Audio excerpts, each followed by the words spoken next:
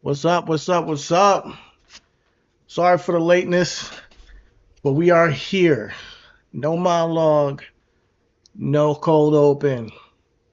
We are here to bring to you the Everything Is podcast, where we talk about everything that matters. I am your host, Chidi Bang. I'm here with my tag team partner, Chris the Most High, joint ruler Ayatollah himself. Yeah, today we're coming to you as just Chidi and Chris a little bit. We just gonna be man to man having a conversation because if you caught yesterday's topics, me and Chris, we discussed re- the reckless Ben situation, right? And I think that, Breakfast. yeah, yeah, and I think that it definitely got a little heated, and I think that me and you had different, I guess, perspectives and ethoses on how we want to approach it, and me and you got to talking after the podcast, right? And we got into a more firm understanding of one another and where each other come from.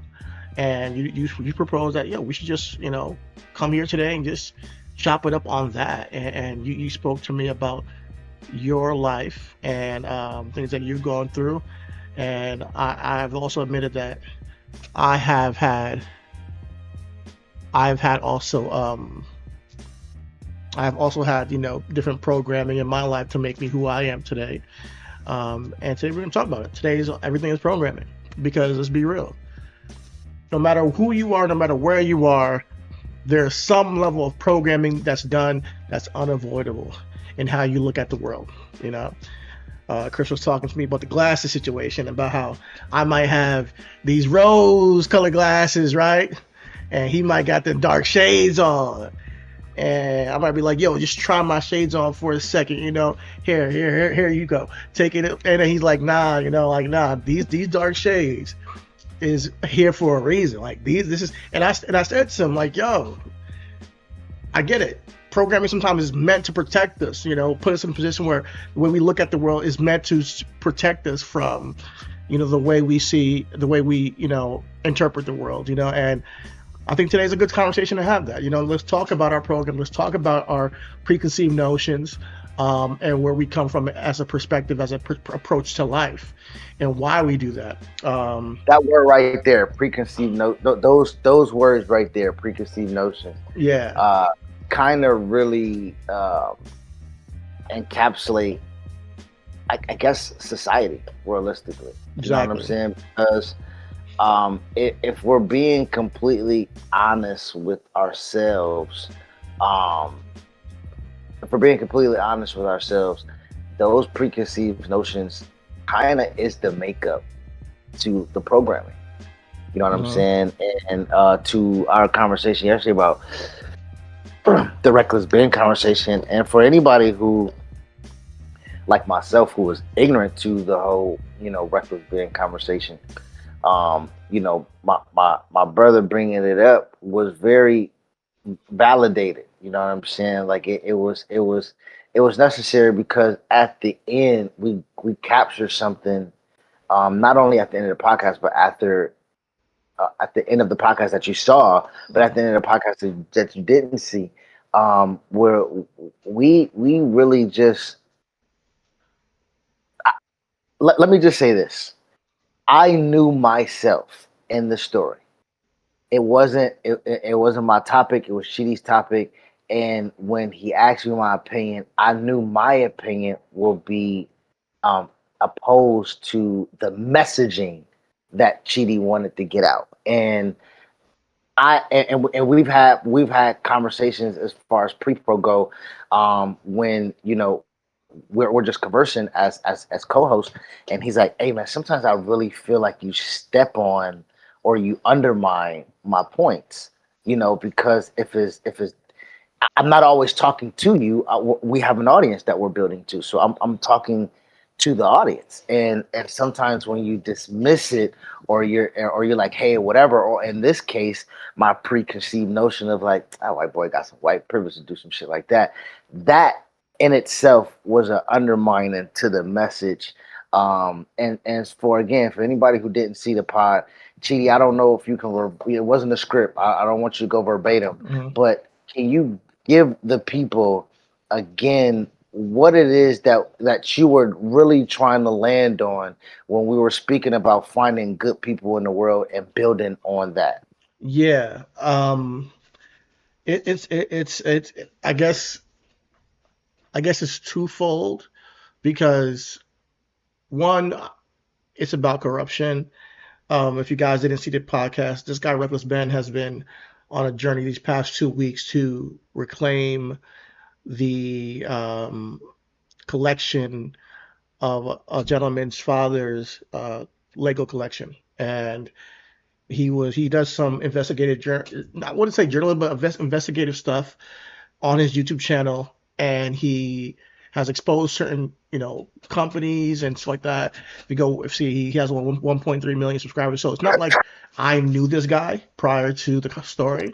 I just heard it through my nephew, and I brought it to this podcast because it's an interesting story, and it might be going viral, and people have their own videos on it. So I was like, it's just another example of the corruption because if you watch the videos that he put out over the past couple of days, it started with him approaching the company and saying, "Hey, can we get the inventory? If you guys are not going to, give him the money for, can we get the inventory back?"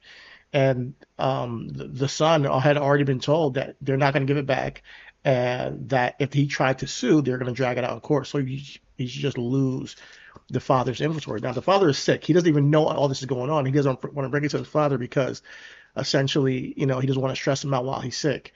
So what the son did, he brought to Reckless Ben. Reckless Ben tried to get it, and it caused a stir. You know, Instead of them helping and sorting this thing out, um, the store closed down, and Oh, the CEO of Bricks and Minifigs, I think it's called, just shut the store down. So now the inventory, we don't know where the inventory is. At least that's what happened a couple weeks ago. And the owner of that specific location um, was now responsible because since he can't sue that store, I mean, he now is going to sue that specific owner. So then he was in conversation with that specific owner over a couple of weeks, and he's like, "We're going to serve you papers because you're not willing to work with us and finding and getting this inventory back or giving him reimbursement for the money." And the guy said, "Well, I'm not leaving my house." So Ben goes to his house to, serve him papers, and essentially the cops are there, and they essentially arrest Ben, even though he has a server that's not involved in the situation, a woman to serve the papers. The guy just wouldn't accept it. The cops got the papers, brought it to the guy. The guy said he won't accept it. All the cops have to do is say, "You're served. Here's a paper." The cops then say the guy said it was fake. So the cops then go and call the court and say, "Hey, is this real?" And they say, "Yeah, this is real. This is an official like paper that should be served." And instead of saying, "Hey, you're served. These are real papers," they arrest Ben, the guy who is helping out the gentleman and his father to retrieve the toys. And I only bring this all up to show you that this is all white people involved, first and foremost. Like, these are white men, white cops, a white owner, white kid trying to help out a white family with the Legos, right? And he got arrested for nothing.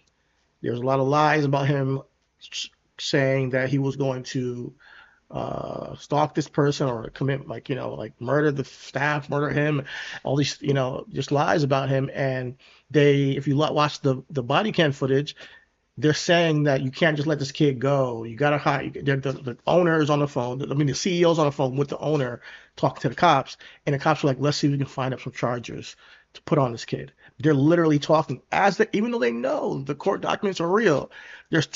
Their priority is not to say, "Hey man, you're served these papers." The priority is to protect the man who stole the inventory and to protect the corporation that stole the inventory. So one of my takes was on it. It's like, man, this is corruption right in front of our face, blatantly, right? And we want to expose it, bring it to the mm-hmm, light, and talk mm-hmm. about it on our pod because it just shows that it just doesn't happen to us black people when it comes to unlawful imprisonment, unlawful, you know, um, just the cops working together to find out anything to stop something. And then it's twofold because I didn't want to ignore Chris's concerns as far as it comes to, the dismissiveness of it, because like all this white kids using his privilege, because that's a real sentiment that us black people might have when we see a situation like this.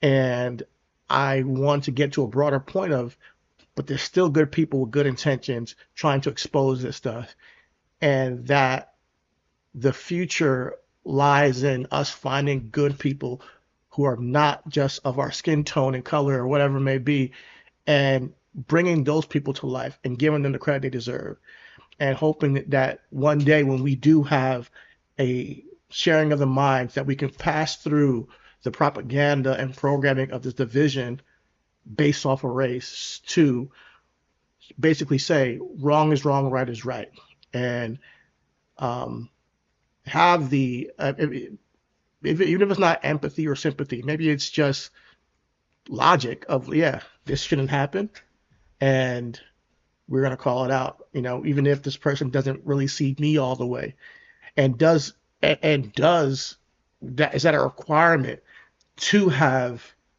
the amount of sympathy and empathy? Is to say, oh, do you see my struggle? All right, then I'll be on your side. Or is it just like, I want to be the change I want to see in the world? Of like, I will see struggles in people regardless of whatever they're doing. And that's where I was coming from. Is like, I'm trying to be the change I want to see in the world, and if something is wrong, I'm gonna speak truth to power and try to give it its just due.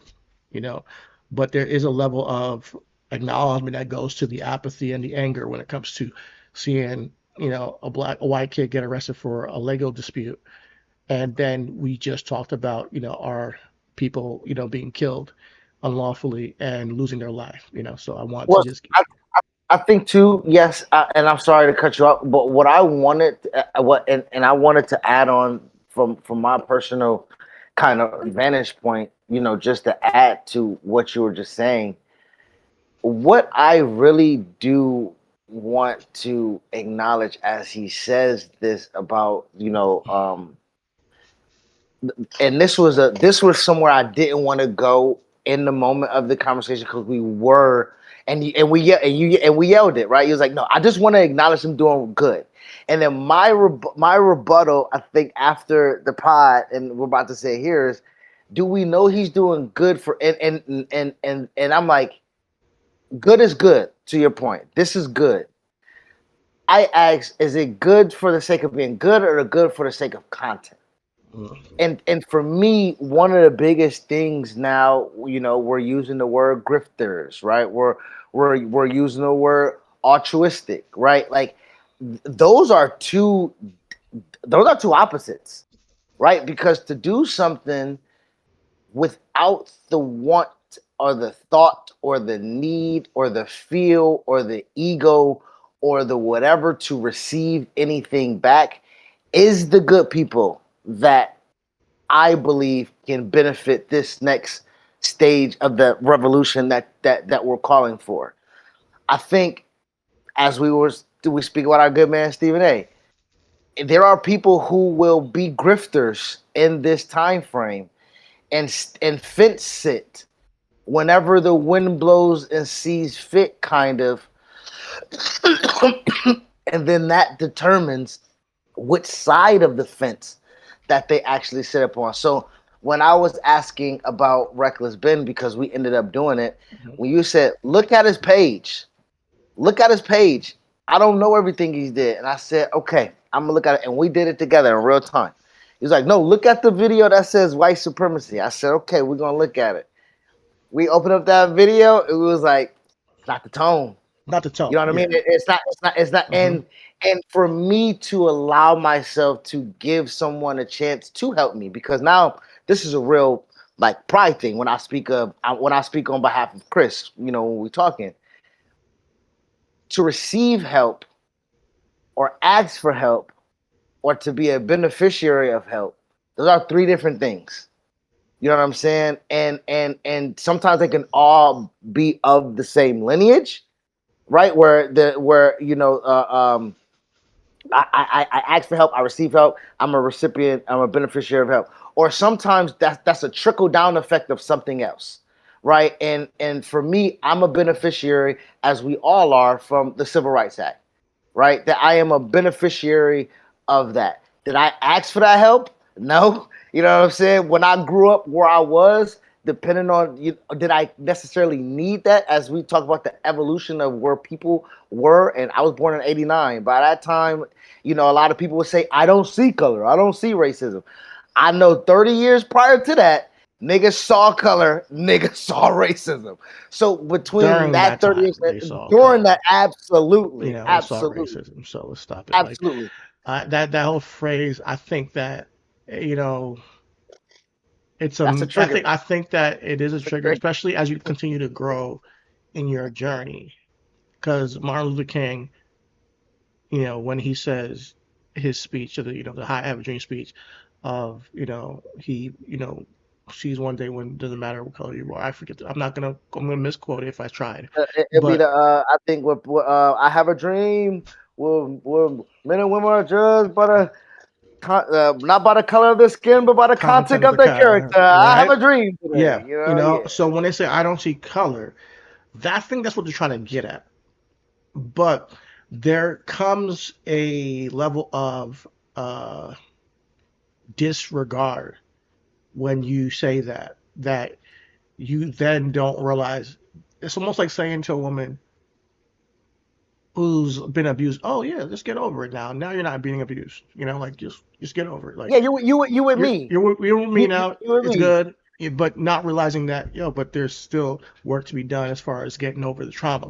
And there's work to be done as far as, I lost all my freaking, financial stability. I now have to build that back up and nobody's there to help me with it. I didn't get no, he stole my car. He stole everything from me, and you beat me, stole my stuff, took my home, took my car, took my money, and now I'm starting from zero. And you're like, yeah, well, you're not there anymore, right? You're good. It's like, yeah, but I'm still pissed the fuck off that now I'm starting from zero. And that's a reality I gotta live with every single day. And do you see that? Do you see that in my journey? Because if you don't, you're not going to quite understand why there's a anger. You're not going to understand why there's a need to actively fix systemic racism, actively fix systemic issues within our community that go beyond just I'm not racist to you, and it goes, so you start to see like, all right, gerrymandering that's going on. You start to see like the redlining. You start to see the banking system and how hard it is for black businesses to get loans. The bombing in Tulsa. There's so many. The only time they bombed America, America bombed America, is to bomb black communities. And when you start to understand the story and lineage of it, you then start to see the person fully and completely. And we're still in that stage of, whether it be the liberal white America or whatever you want to call it, seeing the full picture of black Americans. I even me, I'm a Barney supporter. I think that he was he was there on the front lines of the civil rights movement. Yeah. I still think he could do some more, as far as seeing the black American struggle today and moving that forward, and that's just me as a progressive, and that's just my honest opinion. Although I do appreciate everything he's done. He's the best, honestly, out of everybody. But yeah, there's still more work to be done. I can say two things can be true. So I think when we talk about this situation with Reckless Ben, that systemic trauma that you've gone through, plus you come on, you grew up in Alabama, bro. Like you are first hand in a community where there was significant segregation, and Yeah. even as you grew up, there's still segregation now to some degree.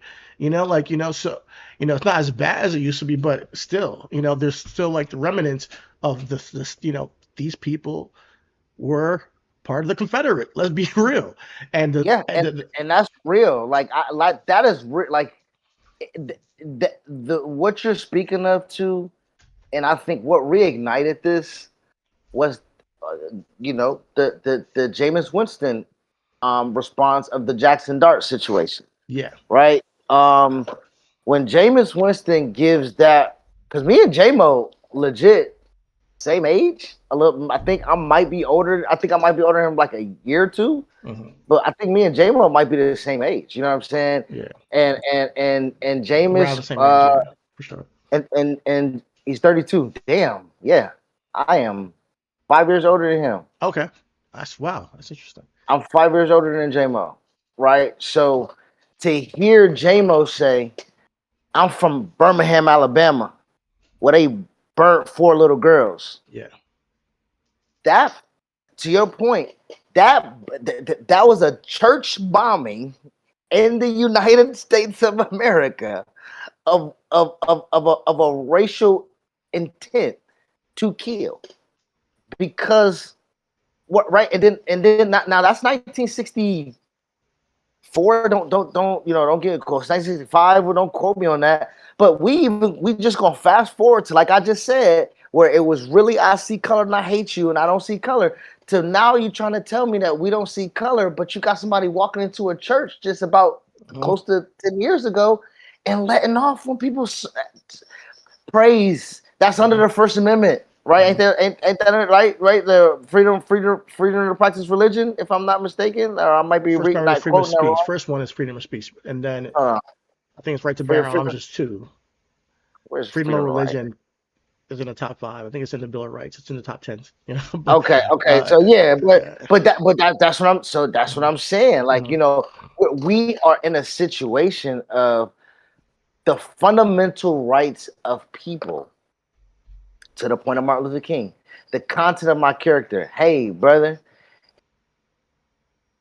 you and white and this is the thing. White people be like, well, I didn't own you. I don't own you. Yeah. I wasn't a slave There's owner. A lot of people that will say, oh, you're not a slave, like as if that makes it so much better. Oh, you were never a slave, like, and I didn't do it, you know. And here's the thing, though, even with that, I get that sentiment, like, from white people. If you didn't do it, and you have to deal with the backlash from it and the judgment from a guy like you, Chris, who's like, yeah, fuck this little white boy. It's the same as some person who's like, all these black people always complaining. Get over it. It's like the dismissiveness on both sides is what I'm trying to tackle. Is what I'm trying to attack head for first. So did I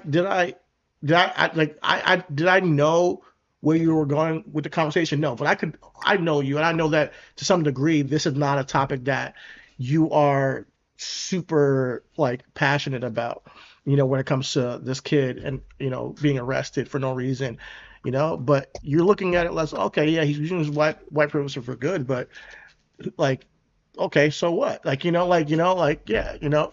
Whereas I see this as I got angry because I'm like, yo, you said we need good white people, and I'm like, you using it. And he was like, yes, good. And that's where the fight was at. The fight was like, what do you consider good? You know what I'm saying? Like, I think that's good. I do.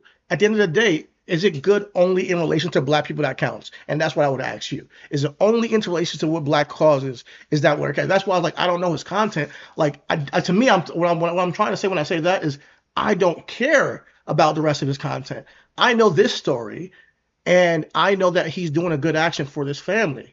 And I don't want any corporation to feel like they can get ahead, just steal from people, you know? And me as a black man can see another human being and say, that is fucking wrong. Just like I want white people to see another human being in Carmack Belton and say, that is fucking wrong. And I know that there is people that will do that, but I can't put all of them in a box. Now, do I know Reckless Ben's opinion on Carmack Belton, or if he even knows about it? No, I don't. But to me, I'm going to represent that type of person that I want to see if I was on the other side of things, you know? Just like if a black person went into a synagogue and let off, I'm like, I'm never going to be like, yeah, there's two sides to this thing. I'm going to say this guy needs to be in jail. Fuck that dude, you know? You know? And I do believe, and to that point, is it, to answer your question, do I care if it only is in the highlight of, you know, benefit, again, being a beneficiary to me or my people? In relation to black people. In totality, we don't even know the answer to that question when it comes to Reckless Ben. Like, I don't know it, you don't know it. Even with the content we've seen, we don't know.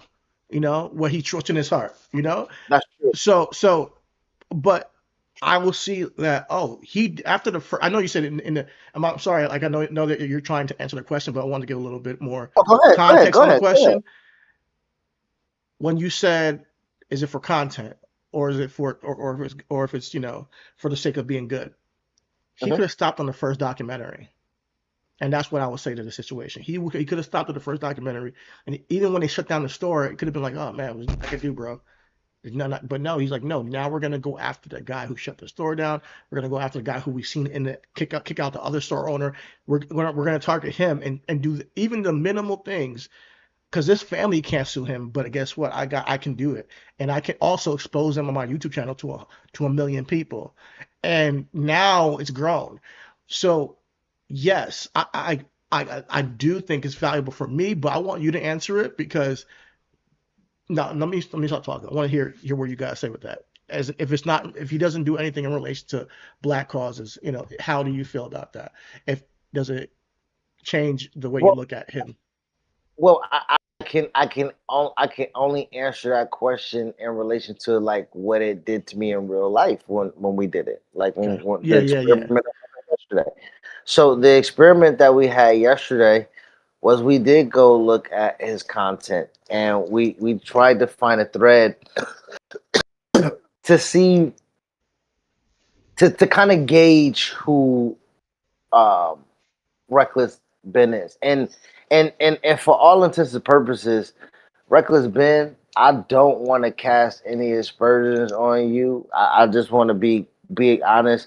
When I made that comment of a white guy using white privilege, I will not apologize for saying that. But what I will say is that to cast aspersions on you as if you aren't a good person, I would walk that back because if that was interpreted, that's not what I wanted to come off. What I will say is to articulate myself is that as a white person who is now calling out corruption, who is now calling out police hiding evidence. We're talking about corporations stealing things from some people, This and is a then yourself. gateway to what we want to talk about. It's a It's gateway to exact. be like, hey, maybe you can look at this even further. Maybe there's more to this that to now you've experienced it. We talked a couple weeks ago. You're like, they gotta feel our pain. Well, guess what? Here's a perfect opportunity. He's feeling our pain.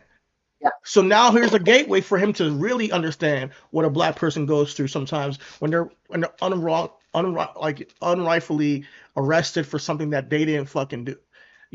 So that's what I saw as the broader picture, and I get where you're coming from 100%. No, but Yeah. I think that matters, bro. I mean, it takes you a couple of times going to the museum, looking at the same painting to kind of really grasp what it is. So when you talk about broad strokes, right? Realistically, I'm analyzing the minutia in some aspects because I do believe that in the grand scheme of broad stroke painting this reckless bin guy on surface is experiencing the things that we will call the white power structure, right? Like, and this is what they will argue sometimes, and I'm saying not reckless bin, but white people was like, there is no real barrier of entry for people who want to fuck you over. It don't matter your skin color. It don't matter who. If we feel like we got authority over you, or if we feel like we got an advantage over you, if we feel like that you can't do nothing about it. Yes, but my thing is, we've never, as black people, have never looked at the white person or white um, uh, uh, Caucasian demographic and we never looked at their short end of the stick and was like, yeah, up the ass. And the reason why I'm saying that is because, to your point, our short end of the stick is, well, my Irish immigrant grandparents took another end of the stick and tied it together, had one big stick. And I'm like, yeah, every time we've got an end of a One stick, second. they broke that stick in half and broke that stick in half and broke that stick in half. So we were left with pieces.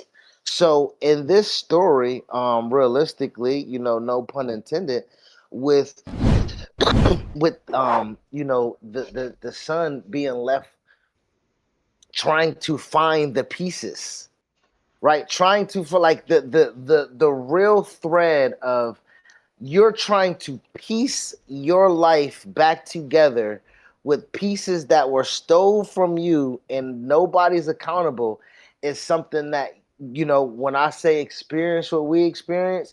So now when I want to see Reckless Ben's conversation, I kind of want to see if it's a grow up switch, right? Because a lot of Okay. people grew up, when I say socially conscious, a lot of people grew up, unfortunately, with George Floyd, right? A lot of people grew up with Trayvon Martin. A lot of people grew up with Sean Bell, Uh, right? So, like, we have shit, I had damn to near grow up with all those situations. The first one three that really hit generations, me three was, generations of that. yeah, like even as a black man, there's a level of even in growing up, like, okay, I'm good. Yeah, it happens, but that's an extreme situation. Until you get to a point where you're like a teenager and or you're a grown man and you start to see like, oh shit, it doesn't matter where you're at, who you are. If you're black and you got to come into contact with the police, you're at risk. I've had situations where the police have me.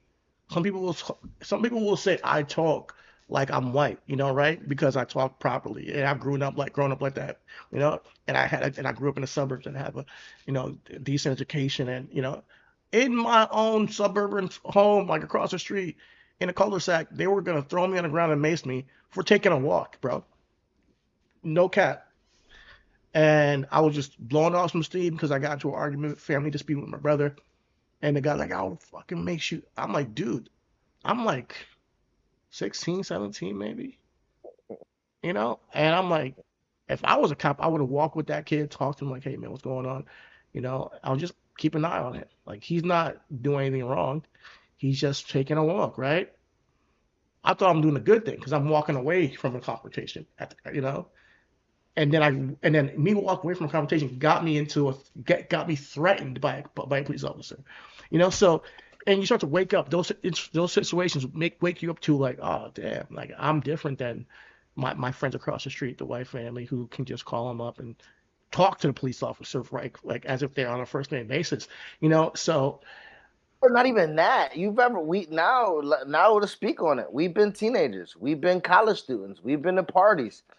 mhm. The way your white friend can say, "Fuck him, leave him alone, dude. Leave him alone. He's not doing nothing fucking wrong, man." You know. And don't chastise me on the white scent because I definitely will on the black scent. So respect to y'all. But what my point is that you learn even then, right? That there is because being able to talk back to authority, Okay. right? Being able to talk back to, and now this gets back to the programming, right? The programming of how you grew up, Yeah. your culture. And I think we've had like side chat conversation about what is actually white culture. You know what I'm saying? Because it feels like at some point of connectivity, there should be a language that we both understand of unspoken but when we look at you White guys culture, from man. when we look at you guys for having an advantage everywhere that you go and every place that you've been, regardless if you are poor. We've said it before, like a poor white man is richer than a poor black man any day. Yeah. There. I want to talk about something. You said white culture. I want to just peel that back a little bit and peel like, Okay, you know, um, to white that motherfucker culture, off of Cat Blue. white culture, black culture. both don't exist.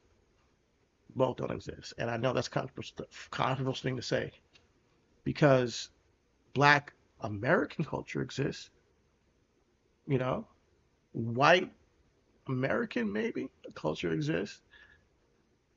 White culture, black culture, not. They're not even white, and we're not even black. I always say we're browns, kid. We're taught these vernacular terms to divide us on the most end spectrums of things.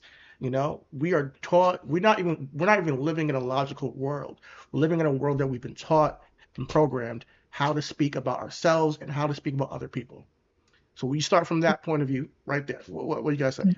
Yeah. My pushback to like what we've been taught. I do want to just say about the logic, right? And how, to your point, yes, the Black American culture, because the Black American culture is fixated on the fact of being inferior, right? So in just that particular bottle, right? We're just going to use this bottle right here. Just with that bottle in itself. So when you speak Black American Black culture, American culture definitely has a struggle flavor to it, or a struggle element to it, I would say, because it doesn't matter if you're talking about jazz, if you're talking about hip hop, it doesn't matter if you're talking about, you know, the food we industrial cook, complex, the industrial complex, the food we create. All of it came from a struggle and overcoming the blues, and you listen to that music and it talks about the Black American experience. The white American experience, low key, has been about a little bit of patriotism above all else to me. That's what I think of. But when I just say white culture, black culture, there is no such thing. There's blacks that live in America that have a culture. There's whites that live in America that have a culture. Just like there's Irish culture, just like there's Italian culture, just like there's Jamaican culture, just like there's Nigerian culture. Culture comes and from a lived experience, from your identity, of the location, and the nurturing of where you come from. So when we blanketly say, that's the word, nurture. Every other culture that you spoke of, Nigerian culture, nurture. Jamaican culture, Caribbean culture, nurture. Italian culture, from what we know of, nurture. Irish culture, nurture. Black American culture has never been able to be nurtured or be nurturing. It is purely based off of survival. to me, And yes, it's and survival, but what I mean by nurture is not in the, cultivate. not in the colloquial sense of how taken care of. I mean nurture as in the like nature versus nurture. That kind of way of thinking about it, because the nurture is of, yes, of survival, like it is of uh when you talk about nature versus nurture. Culture comes from nurture. Culture comes from nurture, not from nature. Like everybody, I could be born in Italy and I'll be a black Italian and I'll be having a black Italian experiences. So that's, but you're right. If you talk about nurturing, it's in terms of the colloquial, like, a mother takes care of a son or a daughter. That experience for Black Or Americans or uh, community takes community care take takes care of a care. community. Yeah, takes care of the community. Exactly. That you're right. You're right, 100%. It hasn't been a nurturing experience for Black Americans in this country, and I think that the reality of that is a hard pill to swallow, not just for white people but for Black people too. It's not, because it hurts, the realities of it. The country has not really atoned for the exploitation of people of our color. It hasn't. So when you have people that grow up in the South or grow up with this reality, yeah, there's a sense of fuck those white people or fuck those white boys. Yeah, you did something cool. Great, cool. You got arrested. Yeah, I heard it before. I've heard this story before to our people. Now what? Yeah, I don't really care. And when there is a level of now of a rather than a so what you went through it now unless you fuck with our cause, fuck you. Whether it's like you went through it, I've been there. Maybe we can work on something together going forward. Maybe we can, Who and extends that olive branch? yeah, it's not even like here's I want to No, understand I'm just. something. Go I ahead. am Yeah. not even trying to land an olive branch or reckless bend. Come in, saying the conversation because it might not be a conversation that reaches him. It might be a conversation that reaches another young white man that sees this, or a younger white woman who's saying, "Huh, that's their take on the reckless bend situation. I didn't think about that," and maybe there is a level of atonement where we can be like, you know, because I don't think people are having this conversation about this situation because the reaction you had is very much of the black culture, man. Like it might come from people like us and see it as yeah, so what, and move on because it's like yeah, we're going through something way worse, way more. Yeah. It's Yeah. more of Because a more you did. Yeah. more of a comparison thing, than a I And want you to. try to always remove me from that. You always try to, which is a that's what iron sharpens iron. You always try to remove the comparison. What about them? What aboutism away from me because it strips the what I can see right now in the moment. It And stops the conversation once we yes, say, well, yeah, why yeah, you use the reference for good. So what? It's like, all right, moving on. Like, and I get it, but I look at it from a place of, and this is where my programming comes in. I have a sense of a vision, and I'm not necessarily thinking utopia, but a vision of everything that's going on in this world. And I look at where I'm born. I'm born into this America. I was born in Jersey, grew up in New York, right? And I'm looking at this world and I'm looking at America and I'm like, there's an opportunity here that's a unique opportunity for any place on earth that can be an example to overcome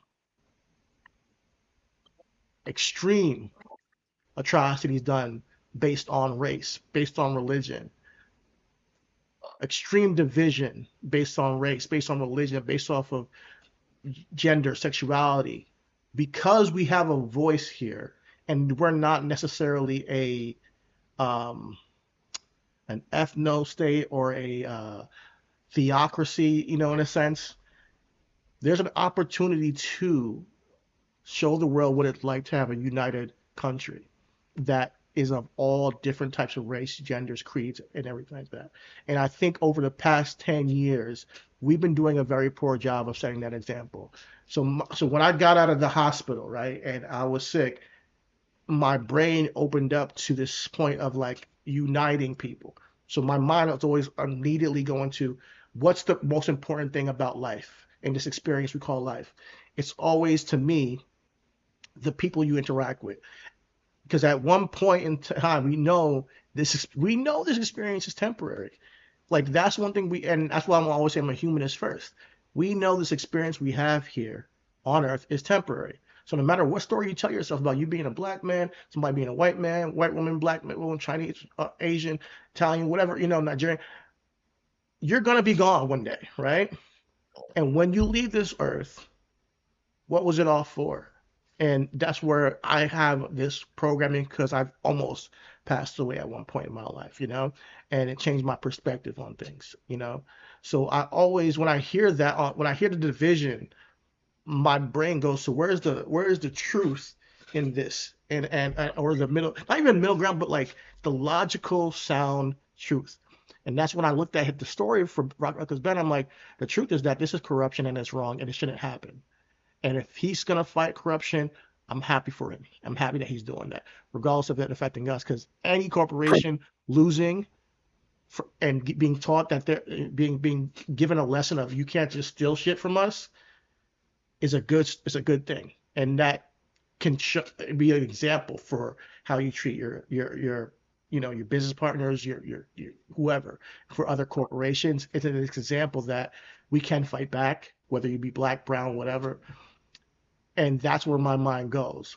But I do get the other sentiment of like, why are we even talking about this? It's Legos. I do get the perception of that too.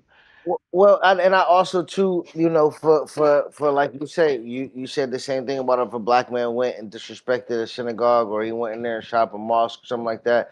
Like that's not just we everything black, no. But and to that point, when you asked me, it was like, if the guy was a documentary on YouTube, and his name was Reckless BJ, and he did a story on Legos, I would be like, no, because good is good, yes, but and then we started asking about percentage of who's good. You know what I'm saying? Because you did say, hey, any amount of good white men or good white people, we apps who have a plurality, a purity. I'm sorry, of wanting to do good. We should be able to receive that. And to me, if I don't know your intentions, it's the equivalent of letting somebody in the quote unquote barbecue. I hate that thing too. But like, you know what I'm saying? The Yeah. extension of I you don't. present I didn't say all yourself that, well. but I hear what you're Yeah, but saying. but Being what I'm invited to saying, the barbecue is a different, exclusive group than saying, you know what, good job, white boy. You just you expose corruption. Good job. That's all I was doing. You know, like it's a whole. I'm not inviting him to the cookout. Like that's not what I said. I don't know this guy not like that. I don't know him like that. But I would say this, as far as the conversation goes, listen, black people and white people are being treated unfairly in this country and are being exploited. And that speaks to the video that I want to show you on fascism. We can take it step by let's step go on right to how that. Yep, fascism honestly does continue the programming and continues the division systemically. absolutely.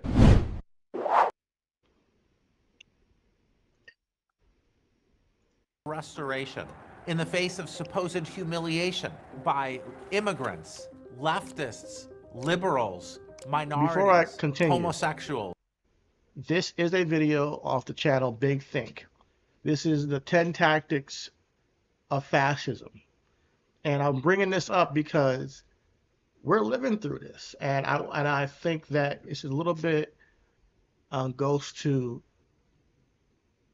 the programming of America and the choice we all have as an individual to counteract our own preconceived notions, to prevent or to counteract this programming. But let's check it out.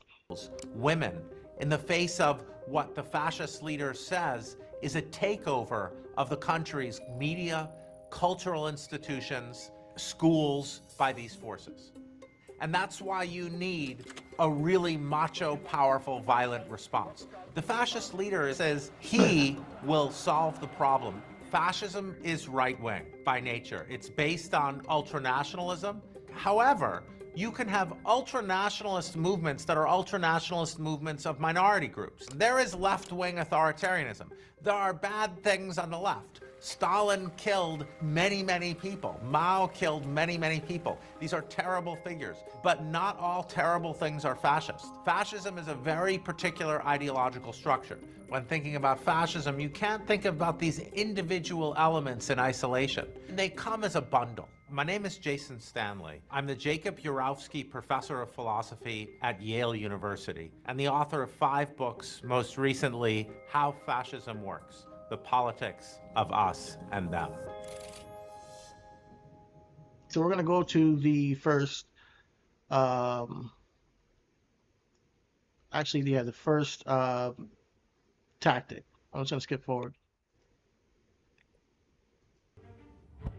All nationalism involves a mythic past. You can say, look, we're Polish people, people who spoke Polish and were sheep herders, and another bunch of Polish people who were fishermen. You can talk about how things were wonderful when we were all Polish together. That's a fine mythic past. But then there's the fascist mythic past. In the past, we were great. Wherein did our greatness consist? In our military. And in the past, the dominant racial group ruled over others. And then the fascist leader says, that has been taken from you by the leftists and communists. They want to weaken our military. They want to weaken our greatness. One. And I ask you, if you're watching here with us, who does that sound like? What does that sound like? I'm not going to listen. This is not to be, it's not to be political. This is not well, it's political. Sorry, but this is not to be. Don't you lie to the good. Huh? I was about to say, don't you lie to them good people. Nah. But this is not to be. What's the word for it? This is not to be divisive on, or to blame anybody, or to blame a side of the aisle, or to point fingers at somebody. I just want you to open your mind up and think, what does that sound like? And where and what these things that are happening is, where you stand on it, whatever. Let's go. Number 2. Propaganda is ubiquitous, and everyone uses propaganda. In political propaganda, your main message is something other than the information you're conveying. Fascist propaganda is a very particular structure. It's based around a friend-enemy distinction. The political opponent, they are a merciless threat to your very existence and your traditions. They are the other. When they are in charge, it subverts the nation. So the structure, fascist propaganda, is based on the idea that the other are fundamentally opposed to the nation. Real quick, propaganda, those saying that the other is fundamentally opposed to the nation. I hear a lot of people talk about, whether it talks about, there's a lot of Islamophobia. And there's a lot of anti-immigration stuff going on right now. And they said that a lot of people will say they don't share our values. And I think that is very much coded through the propaganda of they're other than this. And I always push back on that, because I'm like, you're talking about a large group of people now. And if you're being real, the only requirement to be an American should be, are you a good person that's willing to contribute? That's it. No, do you support the military? No, go ahead. No, because I want to talk. I think I think it's not that I'm arguing with that side. I think that now goes back to when you said they don't agree with our values. This would be like, what is the values? Because if you know what I mean, like, because if we're talking about values of, you have to abide by a certain religion, because Christianity is America, or if you want to talk about you have to abide by paying taxes, where billionaires don't do that. Like, well, you know what I mean? Like, like, no, you're right. You're right. You know what I mean? Because now I'm like, what y'all white people talking about? Because you just told me, well, not you, Chidi, but the white people tell me that my life ain't worth living. You know what I mean? Like, y'all treating me like, like the value of me was 3/5 of y'all. Like, the value of me was that my voice couldn't be heard if I was a woman. You know what I'm saying? My value of me, like, so when you're saying that somebody else, and oh my gosh, okay, we're going to get through this. Yeah. But I watched Stephen A. Smith with Officer Tatum. Officer Tatum and Gary Chambers, and they had a specific talk, and this is about to the value, so I won't stay long. But the value thing is, if you could find that specific moment while we're talking, I will find that. Can somebody come into we our? We can bring it up in the middle of this. I want to go through all 10, but we can bring it up in the middle of this whenever you find it. But let me just go through the Bill of Rights real quick, guys. So this is, you talk about somebody abiding by the values. I would start here. If we're talking about the Constitution, right? First Amendment protects freedom of religion. So you're right. Freedom of religion is the First Amendment. Freedom of speech. The press, peaceful assembly. As long as you're peacefully protesting, you're fine. The right to petition the government. So when we talk about, like, what it takes to be in America, our values, let's start there. Or do you believe in these things? Put them through a immigration test. Put them through that. Right now we're accepting people from China to go to colleges, about 5 million of them. We are accepting people from South Africa right now just because they're the only ones that can get H-1B1 visas. And basically, we blocked out everybody else from immigrating to America for some odd reason. But when you are adding people to this country, let's start with that. Do they believe in freedom of speech, freedom of religion? Do they believe in the freedom of the press? Do they believe in peaceful assembly? These things. Second Amendment protects the right for people to keep and bear arms. You know, everybody, that's a debatable thing, but hey, this is what the country has stood on back then and back now. Now that, to what degree, we can discuss, you know, when we talk about gun control and all that stuff. The Third Amendment prohibits the use, the force quartering of soldiers in private homes during peacetime. So forced quarters. Let me get a little bit more explain this. Forced quarters, I believe, is like you can't enter somebody's home without a search warrant. I believe that's what that is. If I'm just going off the top of my head from social studies. But go ahead and verify that. The statement is a core definition of the Third Amendment U.S. Constitution. It establishes that the federal government cannot force private citizens to house and feed military troops against their Okay, will yeah, during times of war. So they can't be like, all right, so all right. So we ain't got no bunkers. They staying at your house tonight. yeah. You're right. Yeah. All right. Yep. Then we got the Fourth Amendment. Protects citizens from unreasonable search and seizures, and requires warrants to be supported by probable cause. That's where you go. No, listen, this is all important. Like, you on point. Like, you were amendment early, but you're right. It's on there. You know, number 5, guarantees due process of law. Thank you, due process. We're violating right now with immigrants. We're violating due process with immigrants. We are taking them off the street and locking them up immediately based off of their complexion, even, or they're having an accent. Some people who have been citizens have been locked up, and they're treated horribly right now. So our own president doesn't fit the culture of what we say. We gotta abide by American values. This is what the country was built off of. Let's start here.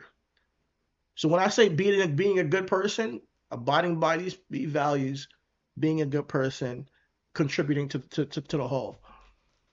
6th, ensure the right to a speedy and public trial by an impartial jury, the right to confront witnesses, and the right to legal counsel in criminal cases. 7, guarantees the right to a jury in a federal civil cases. 8th Amendment prohibits excessive bail, excessive fines, and cruel and unusual punishment. 9, clarifies that listing of certain rights in the Constitution does not mean other unlisted rights retained by other people are denied or disparaged.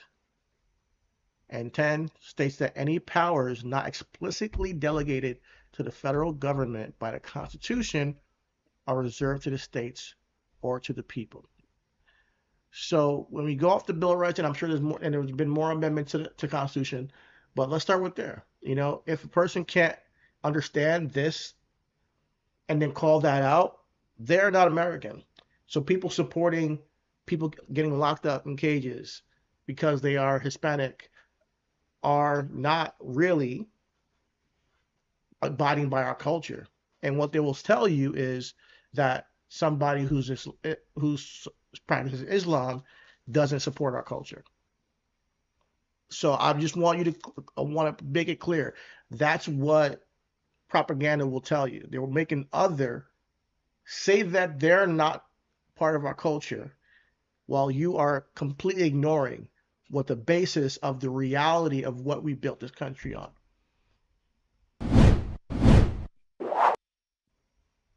All right. I would like to just real quick of the interjection with that and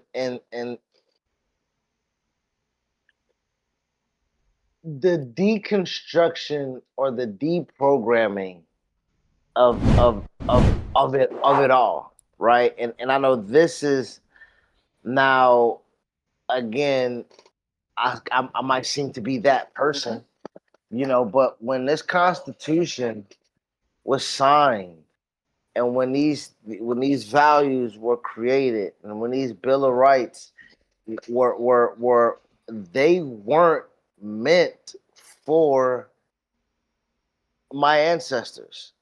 Meaning now when people are saying let's make America great again, I'm not too sure if they mean when the Bill of Rights of life, liberty, and the pursuit of happiness did not include my black ass. You know what I'm saying? Like, is that the type of great America that? And my thing is, you never lived that. What I'm trying to understand is the unwillingness to be able to identify that I'm not like those those black people. My friends aren't getting murdered. Like my neighborhood is pretty clean, and my school. Like when you live under the prism, and then when you actually do drive by those quote unquote slums, and you look down on where you are at. When those people say they don't like living where they're living at, and you don't like driving through where they're living at, like the bare minimum of meeting somebody of like, if I don't even like hitting if I know I gotta get to motherfucking Genesee and Bailey, and Lord knows when I gotta make that right to go to my grandma's house, I gotta drive down Genesee. It's potholes, it's fiends, it's just. Okay. But it's not where I just came from. My mom lived in Cheektowaga. That's where the white people migrate to. Like, if I know that I don't, and if my commute got to go there, when I hear people say they don't like living in that condition that I don't like riding through, what will make me think that I'm not living a good privileged life already? To where that my platform or my propaganda is to say I need a better life. I need a better life by stripping away more resources from people who are already saying that their resources are finite already. Yeah. That is the thing that makes the empathy or the apathetic nature of it. Because when we're talking about these Bill of Rights that you're reading, I'm like, yeah, I remember being in it. This is like a flashback. Oh my gosh! Like being in school and being social studies, four to a section of desks together. Open up your page and you're reading, and then as you get past Bill of Rights in social studies in the context of American history, I think the next chapter is slavery. Like if we're like, or is that after? I mean, like, before. I don't know when it is, but for everybody, like, but I hear what you're saying. Like you're reading after, it like, and it doesn't correlate, and you're making a great point because you're right. When it was made, the quality wasn't guaranteed. But what I find brilliant about the American Constitution is the ability for amendments, is the collectively of saying, guys, hey, everybody, we got to change something. This is not okay. It's a constant, um, it's the constant refactoring or changing of the current state of America to be more just over time. That's the brilliance of this system here. And that's what we have to hold true as far as what it means to be an American, what it means to continually fight for what's right against these corporate, because the laws are made for us. We are the ones also making the laws as we continue to go along. The 14th Amendment was ratified in 1868. This is the primary amendment for legal equality. It grants citizenship to all persons born or naturalized in the United States and forbids states from denying anyone equal protection of the laws. It protects against systemic discrimination by government entities. And we know that happens. But this amendment gives us a linchpin to fight it whenever it happens. It gives us a legal precedent to say, hey, you can't do that to me. And I think that we feel powerless a lot of the times because we don't understand or have the knowledge to continually fight for ourselves and our rights. And that speaks to the next form of fascism, you know? And that's, I mean, they'll say it better than I, but it's anti-intellectualism. As Hitler says in Mein Kampf, science is only useful insofar as it strengthens the nation. Fascism is a cult of the leader. It involves the leader setting the rules about what's true and false. So any kind of expertise, reality, all of that is a challenge to the authority of the leader. If science would help him, then he can say, okay, I'll use it. Institutions that teach multiple perspectives on history in all its complexity are always a threat to the fascist leader.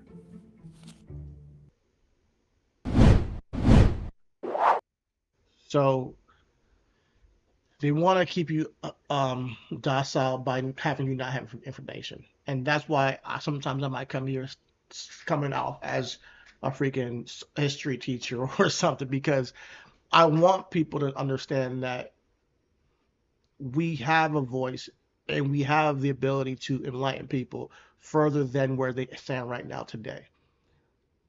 When it comes to fascism, because the reason why I'm talking about fascism is because this is the key to separating people and usurping power. All we do is propaganda, make sure they don't know what they really can do, what their rights are, otherize people, and then we also tell them a story of a great past, like you're saying. Oh, America, make America great again. We used to be great. We're not great anymore. These things are inherently a copycat of what fascist regimes do to maintain and control power. So when we talk and we fall into the tropes that make us divided, we're falling into their hands. You know, that's where I'm coming from. I know you're looking for that clip. I'm looking for the clip, but do you have the ability to pull up YouTube comments? Okay. We got a comment from Rich. If you can pull it up. That's what I was trying to see if I can do it on my end. Let me see if I can find it. Okay. Rich says values are always some sort of ambiguous element that covertly stands for Anglo-Christian superiority being protected. It almost always contradicts the very Bill of Rights you are citing. The irony. Yo, shout out to Rich, man. You are hitting the nail on the head. And thanks for the comment, because it genuinely is what they're doing. You know, it genuinely is what they're doing. They are constantly making the narrative of what America is, and they're going to lie to you along the ways of what this country was. But if we sit back and say, yeah, man, that's what they're doing, and don't push back, we allow this narrative to grow, and we allow this narrative to continue to take over this country as far as the fascist regime is concerned. You know, so it becomes very defeatist, you know, because we are because you can be a Christian individual and still respect somebody who is Muslim, and still respect somebody who's Jewish. But even as we speak that, like, it becomes this anti Islamophobia stuff, or anti anti-Semitic, you know, nature of conversation, and that also plays into the fascism. So even though we might not like Israel and what they're doing over there, but then the anti-Semitic, you know, verbiage gets more popularized, and then now we're in the streets not trusting somebody who is maybe a Jewish individual, or, you know, somebody who prays 5 times a day. You know, those are the things that starts to creep into our mindset, because we are living in a world where we're like, they're not American as like me. They're not of the values I am, and we have to deconstruct that. But go ahead. And no, I mean, and when we talk, I think the biggest thing that we talked about was the reason why everything is programming. Again, I come from, you know, 2 sides of the earth, both racially charged. I'm from Buffalo, New York, Western New York, where it is very much, go to the South towns of Buffalo. it's Irish flags flying all over the place. If my guy Rich know and is still watching in the chat, nigga, he know exactly. It's pubs, it's the bar, it's every South Town. So, and realistically, those it's when we talk about the melting pot of New York City, the segregation of a small city like Buffalo is really, really seen because the West Side is the Puerto Ricans, right? The West Side is Team Jordans. You know what I'm saying? And then you got the East Side. That's where we got, you know, you hear it all the time through Griselda music. East Side Buffalo, the slime, the slums. You know, the north towns is going towards up where that's where the money is. That's where you're going towards the pew and where the Bills play. But you're outside of Buffalo now, right? So you're not even realistically in Buffalo. So like the segregation of Buffalo is very much understood in a way, right? And so much so like there's only a few things that can commemorate where these things can be because right now the World Cup's going. There's no USA going on right now in Buffalo because we got our Irish people, we got our motherfucking, you know, like we got our Caribbean people that's coming up there going to our SUNY schools. Like it's very divisive right now, but let the Buffalo Bills play. One band, one sound. You know what I'm saying? Just like what's going on in the Knicks in New York. You know, we got our Dominicans, we got our, you know, Haitians, Italians. You know, doesn't matter where you are. You know, straight up. Hasidic Jews out there breakdancing, my nigga. They got Hasidic Jews are out there going crazy, and it's a beautiful thing. But it shows that it's so crazy how we do this mentally. Like we come together for this and we show that we can all get along. But once the game is over and once the finals are over, it's back to, I'm not walking in that hood. I don't trust these Hasidic Jews. They have a ton under New York City. And they might have a ton under New York City. We all know we saw it. But doesn't mean that you know, here's the thing about it. This whole thing of this thing called life is a pursuit of happiness. I think that even though I'm not you, I think you deserve a pursuit of happiness. I think that you deserve to have a good life, you know, but a matter of the otherization of the other people that are not like you, you know, is what the issue is here in America and abroad too. But I'm just talking about here because when you can see something unjust, period, and just call it out, that's unjust, then we're all on one band, one sound. It doesn't matter what race you are, it doesn't matter what religion you are. That's when we are going to see real impact and change in this country, and that's what I truly believe. But moving along with the video, the next thing is truth. Let me see what they got us. The center of democracy is truth. You're not free if you've been lied to. Nobody thinks the people of North Korea are free. The people of North Korea will vote for dear leader every time, because they've been lied to. It's not a free vote because they don't have access to the truth.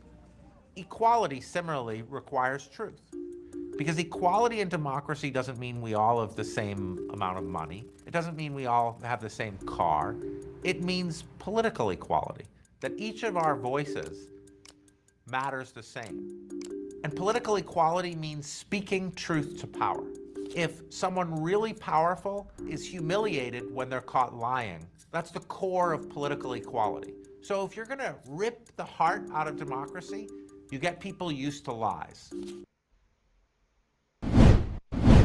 Now that is where I reside, right? And I reside with that because talk about it. We've been, again, back to the school system, been lied to, right? You know, back to the religion, we've been lied to, you know, back to like, you know, the cause of slavery, the end of slavery, you know, where the North, to the point was the North good, or did the North just want in? You know what I'm saying? Like you like really now deconstructing and deprogramming that the North saved the slaves that we are, or did the North say Hey, them niggas got free labor down there and making a ton down there. And like, hey, let me get some of those. Like, nah, nigga, you gotta get your own ship off the water. Well, ain't no oceans up here, nigga. All the shit down, all the water down there. You know what I mean? Or we gotta go to some Western territory that we haven't even been to yet at that time, like we're in where we're at, right? So, you know, when we've been, I'll just use this for just simple and plain. My church, Young Tabernacle Holiness Church in Buffalo, I will keep talking about it. They had women in the pulpit. We had women preachers. Pastor Gene Young, when Pastor Simmons passed away, our male pastor, when he passed away, Pastor Gene Young, woman became who she was assistant pastor and became lead pastor. She's a woman. Then I go down and I live with my father down in Birmingham and Reverend Greason. Now I want to let you know about my Reverend Greason who baptized me, right? Was a living player from the Negro League, right? Like you know what I'm saying? Like Pastor William Greason was like one of them from coming up from it, and so as someone who lived in the South and became a preacher, he preached against women being in the pulpit. So at 15, I'm trying to figure out what is this religion like. Do I go back home? Do I listen to Sister Sash? Do I listen to Auntie Jean? Do I listen to Aunt Charlotte? Do I, you know what I'm saying? Like, do I listen to these women of power under the guidance of the scripture that I was just baptized in? You know what I'm saying? Like, so just from there, you're just thrown into a spin of like what's and real. How old are you at that time? I'm 15 because I moved from Buffalo to Birmingham when I was 13. I got baptized. When was that Super Bowl? I got baptized Super Bowl Sunday of Bears and Colts. Oh, really? No lie. I got baptized Super Bowl Sunday of Bears and Colts. First Super Bowl. Yep. Yeah. That was Lovey Smith and Tony Dungy. Yeah, Tony Dungy, two black coaches, first time, in the Super Bowl. Yeah. And you're at a pivotal point, like you're in your adolescent stage and you're questioning things, right? And this, that speaks to truth because you're getting one story when when you grow up in Buffalo, and you get another story when you go down there because it changes your reality of like, oh, But speaking to your point on the Civil War, I want to ask you, were you taught that the North was trying to get in on slavery? That was something I kind of divvied into after the fact. Like growing up, it was taught, rose-colored glasses that, the North helped the slaves free themselves with the Emancipation Proclamation from Abe Lincoln. Yeah, because from what I'm saying is that the crux was slavery. It was the cause of it was the South seceding from the Union, leaving the Union due to slavery, and the clearest evidence that it was about slavery and that is that there was a declaration of causes of seceding the states, and Mississippi explicitly said our position is thoroughly identified with the institution of slavery, the greatest material interest of the world. They thought that was in favor of the world. Texas asserted that state was maintained exclusively for the white race, and that enslavement of African race was authorized by the will of the Almighty Creator. So these are the things that Texas was saying. If South Carolina said formally seceded it because northern states had failed to uphold the Fugitive Slave Act and were electing a president, Abraham Lincoln, hostile to slavery. So I don't know if it was the North trying to get in on slavery. I still, to this day, I've never heard that. I'll be honest with you. I've never heard that they're like, yeah, we want to make money too. I've not heard that. So, but but maybe I'm mistaken. Maybe I haven't heard the full story. No. I mean, this goes back to now. I'm fast forward and I'm reading, Ta-Nehisi Coates, and I'm all into, now I got my tinfoil hat on. Like now I'm trying to really deconstruct and program and reprogram myself from, uh, um, again, is what I have digested nutritious? You know what I'm saying? Like, it is what I have, just been living off of substance. Is it just junk food to get me to where I don't know, where I am fogged, to where I don't, you know what I mean? Back to, Now, a tinfoil hat of secret society. They say, well, they throw it in your face to make sure you're like, well, damn, that's pretty right. Because now everybody's going to aliens. Like, we don't know what the fuck's going on right now. So, like, yeah, I really, at this point, back to who built the pyramids, like, niggas don't know what is true or false, and living off the the Black Israelites is we the true chosen ones of God. Okay, that's what they stand on. But then that is a direct fight against the Anglo-Saxons. You understand? So even in the religion of Christianity, and who's chosen by God, the real Jewish people. That's why we call them Hasidic Jews, and we call them Jewish, not Jews. You know what I mean? Like, that's something that I heard. Like, that's why they're Jewish. They're not real Jews. And I'm like, well, what is a real Jew? Like, now I'm trying to really figure out like what all of this means, and that is the existential point of who freed slaves, with the North. So let me see if I can grab that. The North. Okay, you definitely find that because I'm curious on that.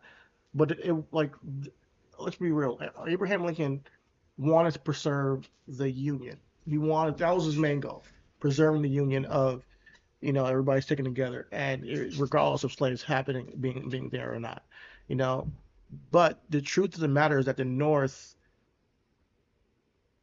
it wasn't beneficial to have slaves, and over time they were giving slaves rights, because they had slaves in the North, at one time, and over time they were giving more and more rights to the slaves because it was, one, inhumane, two, they don't have as much fertile plantation land, and the North is way more rocky, so when there's not enough of a need, and on top of that, it's an inhumane, source of, income. It's not the primary income, and you don't.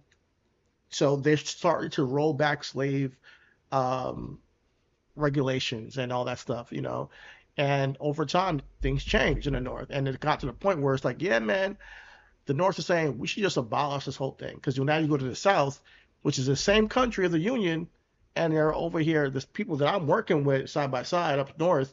Y'all are whipping and chains, and like, we off that, So, but created a friction. It was solely about slavery, but I do think it became a more. It wasn't like we're out here to save. It was an economic thing that became a moral thing. And so I think this ties realistically back to the reckless Ben. Right? Is it the cart before the horse? Right? As far as like, are you doing it good and you making good content? You're like, all right, it's for the good of it. Or are you doing it for the good of it and it's good content? With this situation, so like if like you said, the North had slaves, they abolished slavery because, like you said, it wasn't economically beneficial for them to continue with that. And to your point, they could not sustain economically, right, with the South. So when you have there would have been two literal, like, it would have been North America and South America in North America. You know what I mean? Like, that would have been North America, South America, and North America. And the North America would not have been able to be sustainable. Yeah, they would not have. They would not. It was a butting heads. There were two trains about to clash at some point because the philosophies that changed over time with the North, it's not like they loved Black America. It's just that it wasn't Correct. like we don't need them to be slaves. Over time, they just didn't need it as much as the South needed it. You know? And they also didn't want and this goes back to the point of doing something. This is where I have a real crux to the issue. To your point, like you said, you said it yourself just right then. It's not like they had a real moral compass on the livelihood of Black people because they did own them at one point. You know, Hmm. they did, and to your point, when they freed them, now this goes back to when they freed them, or how they were able to live up there was definitely better than how they were living. Absolutely. Which is why it goes back to they can always say to us, or hey, it's better than where you've been. It's better than what it used to be. Like even during that time, they can say, hey nigga, you can go down to Virginia if you want. You know what I mean? Like you can Hmm. go down there if you don't like the jobs that we give you, or the little bit of money that we give you, or the shack that we give you. You know what I mean? Like Hmm. it wasn't like when they abolished slavery, they're like, all right, man, we're gonna put you on even playing field. No way. Like no, Yeah. like Yeah. and the blacks still had to fight for in that war to solidify themselves as um worthy citizens to keep their right in the grand scheme of things. Like Mhm. you have to fight with us to show your loyalty that we made the right decision. And to the point, it was a balancing of protecting power, right? The North was going to lose position within the U.S. Senate. They were gonna, you know what I mean? Like if the economic imbalance was going to continue, I don't the think it was power was going to shift. I don't want to. I don't think it was an economic imbalance. I think they made money in the South. I think the South was primarily just dependent on slaves. As the Industrial Revolution started to happen, they weren't making money solely on slaves up north. It just wasn't the main source of their income. The North always had more money. They actually worked with the South. And that's how the South was. But that was like the primary source of income in the South. And then you have the whole racism of like, yeah, we're just better because we're white type of shit. Yeah, it's free. It's free labor. Like so, when I'm like you said, we're doing deals. Mhm. Like if I don't have no overhead, and I think that's what I'm saying. The economic imbalance. The North is like, nigga, we know you ain't paying for nothing. Why you still hitting us for 2 nickels? Hey man, we need 2 nickels, cuz. You know what I'm saying? And the North is really like, bro, you ain't paying you got 2 nickels, you ain't paying a dime, literally, nigga.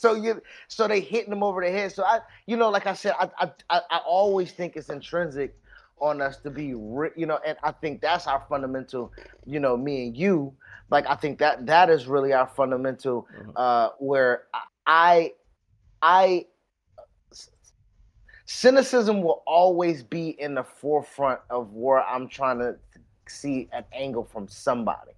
Because again, I always know it's for a game. And I'm not even talking about, let's not even, I'll bring it as personal as my wife. I know when that nigga coming to me with that honey or the sweetie, or she just, nigga, she done already spent some money. She want to spend some money, or she done fucked up some money. Like that's how I know. Like, and so Okay. like you go ahead. I know this might just follow me here. I know I like my analogies, right?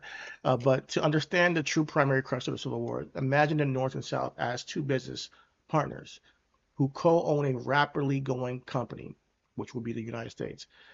By 1860, their conversations about expanding the business sound like this. The South, look, our division of the company relies entirely on a specific software system to make profit. The system is chattel slavery. It's how we grow our content. It's cotton. It's where our money is tied, and our entire way of life depends on it. We are about to open a bunch of brand new offices out west. We need to install our software, our child slavery in those new branches too. The North says, hold on, your software is deeply unethical, and frankly, it makes the rest of the company look terrible outside the world. The rest of the world is not on that shit. Plus, we want the new Western branches to be run by independent free workers who don't have to compete with your free slave labor. We aren't going to force you to delete your software in your current Southern offices right now, but we are absolutely drawing a line. No installing it in the new Western branches. South, you understand, if we don't expand our software into the new branches, your free labor system will eventually dominate the entire your free labor system will eventually dominate the entire company. You'll get more votes on the board of directors. Eventually, you will have enough power to change the company bylaws and delete our software everywhere, even in our home offices. Our system must grow or it will die. The North will just elect a new CEO, Abraham Lincoln, and his official platform is that the Western branches will remain strictly free labor. The software will not be allowed to expand. The South said, that's it, we're done. If we can't expand our system, we don't want to be a part of this company anymore. We're breaking away to start our own complete separate corporation where our software is permanently protected as a fundamental cornerstone of the business. The North said, absolutely not. You can't just quit the company and take half the assets with you. We will go to war to keep this partnership together. So it's about the advancement towards West, like you were saying, and the North saying, hey, it's not a good look. When we go out West, those states, we don't want the slavery thing. Let's stop that for where we're advancing. They're like, no, we need to keep it. And that's because their whole livelihood depended on chattel slavery. But yeah, and this is where, when we talk about anti-intellectualism and the truth, I think that sometimes we have our own sources and things, but we need to keep, advancing that so we have a firmer grasp of things. Like when we talk about truth and fascism, what we just saw a couple days ago on Monday with Trump, the interview, she's asking him questions and all he's doing is fucking lying. That is a fundamental thing of fascism. That's a fundamental way of controlling the people, is to completely subvert their understanding of the truth so that they can be subservient. But if you're walking around as if, oh no, go finish what you're saying. I'm sorry. I don't want to hear what you're No, go. No, go. No, What you but was about to say. if you're walking around as if the election was stolen, and you're walking around as if, oh yeah, we should pay the January 6th rioters because people are committing suicide, and you're walking around as if, oh, there's all this election fraud in California because Trump said it, then yeah, you are feeding fascism. On the other hand, the black people, if you're walking around with the sentiment that they wanted in on slavery from the North, that can also be divisive, and your framework of mind is going to be of an anti anything that is, American, essentially, whether it be Yeah, and Vince doesn't help me with the new album. Vince don't, what I'm saying? White Flag is really banging right now, what I'm saying? But I think to what you just read, I think now, I mean, what it's again, and this is the North benefiting off of what the South provides. Everything is intertwined. Like the morality of I abolish slavery up here, but that don't mean you stop getting your money and you finance and you fund. So it was a negotiation the entire time. It was like, all right, keep your slaves, but yeah, let's not do that over here with these new states, all right? And they're like, no. So my thing is, who would be those independent? So now my thing is, who would be those independent people? Because from what it sounds like, and just like from what the South probably perceives it, well, if we can't set up shop there, and there's nobody over there, it seemed like you setting up shop there, and it sounds like you gonna be out there setting the precedent. And it's gonna be like it's gonna be our laws up north. That's how you get California on the And, west. You know, and like how your law and how you gonna say that I'm gonna establish something like the North while using my dirty blood cattle slave money? Like, how does your banks run? Your textiles run? Like, how does your industrial boom happen without this free labor where nobody has to pay the cost? and then we, the chattel slaves, finally get rights in this corporation, right? We are not just a software, we are human beings. So we start to now say, all right, we need our rights. And now it causes even more friction in this company called the United States. You know, Because them southern niggas is like, we told you this is gonna happen. I shit you not, I'm gonna get his motherfucker rights. Yeah, exactly. Like I really fundamentally shit you not, nigga. I hope you're ready to die about this. Exactly. You know. I hope you're ready to die about this, because no. And so when they say the South lost, this is, and they say history repeat. Oh my God, is that a fucking wasp? You want to work careful, man. Bitch, nigga, you can't live over here. Man. That wasp cannot live over here. But to connect the point with the Donald Trump stuff, what history repeats itself. When they say the South didn't really lose, and you see the Confederate flags waving in the air, because we They're didn't still lose. living in this This is the 2020 election. mindset. Yeah. Well, we didn't So lose. they My nigga, want like, to yeah. believe so much that he didn't lose that, and they didn't lose the Civil War. But the truth of the matter is, the times have moved past you. So that's why the whole Make America Great Again is so attractive to the sons and daughters of the Confederacy, and the ethos of we're better than, we shouldn't have this poor life because you got ruined when we were on the plantation making thousands of millions, off of slaves, and our generational wealth have now depleted because of you guys changing our way of life.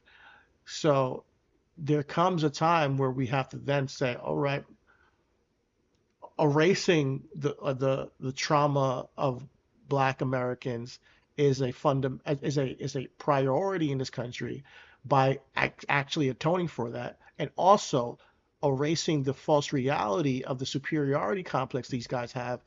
It should be a priority in this country because But it it's tough to do. it causes for the division to persist because there is no universal truth. You know what I mean? Yeah. I did back to, and this is my tie to Birmingham now. My school, West End, that's no longer there, was directly next to Robert E. Lee Middle School. So we talking about, and since we talking about Confederate and in 1865, Robert E. Lee was the Confederate general who motherfucker surrendered himself to Ulysses E. Grant. So when you got that 50 ball, you know what I'm saying? That's a Grant. That's him. Like, you know what I mean? So when you got that 50 in your pocket, that's Ulysses Grant. You know what I mean? But to what I'm saying is, when General Robert E. Lee is on schools still, when his statue is still there, when Ole Miss proudly is hanging the Confederate flag, to where now this new generation of sports athletes is led, y'all got to take that shit down or we ain't even committing. And to your point, you read it yourself. Ole Miss was one of the states down there that was like, hell no, nah, bro. Like, so they've been on a hell no nah tour for about 250 years, Yeah, nigga. man, forever. Mississippi been on hell no nah for a minute, nigga. Yeah, exactly. So they've been on that, and there's a real atonement that has to come for this country if we want a brighter future with these Yeah. with these leaders of these Confederate states, because they're living in a false reality. But just as much as I feel Black Americans can be anti-America with the false reality that we cannot get better, that it cannot improve because of the where we come from in this country. Like, I get it, reparations hasn't happened, and we are still asking for that shit. But the only way we do that is to expose the system for what it is. Moving forward, what is another form of step of fascism? Here's a fact about humans. We all pretty much suck to the same degree. One group of us is not better than another group of us. Hierarchy is central here because it's the big lie at the center of things. What is racism but one big lie? Racism is the lie that one group is better than another. You're told this religion is better, this race is better, this gender is better. It's really a moral claim, has more moral worth. And then once you have hierarchy set up, you can make people very nervous and frightened about losing their position on that hierarchy. So, like we just mentioned, the lie and the truth of like how we gotta, tackle the white supremacists and these like the people who are in control of Ole Miss and tackle that head on is to dismantle the lie they've been told about them being supreme, being better, and also dismantle the lie about black people being inferior. And that's where I'm trying to get to, where the apathy comes from. When black people are inherently taught that they are inferior, they always are going to feel like nothing can change. They're always going to feel like, fuck those white people. They're on a different side, because they don't see any allies. They see that you're all a part of this superiority complex, and it's not always the case. Like we said with Reckless, we don't know what he really stands for, but we know that, hey man, he is against corporations. We're against corporations. We can align on that one thing. Go ahead.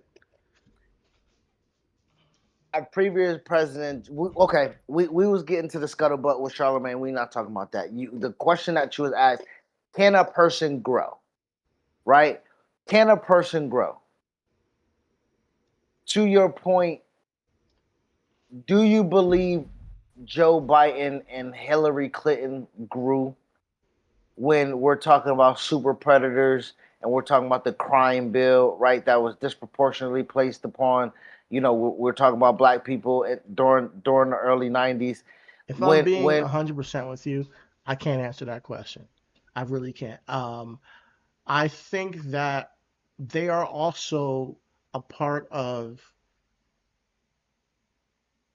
a lie being told of what he just spoke to, a hierarchy. So you are able to now say they're to blame for their circumstances. So they're doing all the crime, and they're doing all the drugs, and at one point they were that person. And I do think that if you were taught them today, actually, I don't know. If you were talking to them, maybe they would support that shit, but in their hearts, because saying something publicly, oh yeah, I made a mistake, is different than you talking to them at, on their couch in the living room or at the dinner table and saying, what's your stance on the crime bill today? Like, I would love to hear that from Hillary Clinton and Joe Biden, and that kind of stuff. I don't know. But the hierarchy thing, as you can see, we've only had one half white president. It's still going on to this day. So there's a whole wave of people that need to understand that you're being lied to as far as the value and the realities when it comes to the treatment of Black Americans still to this day, and how they're looked at. Because, and I say that because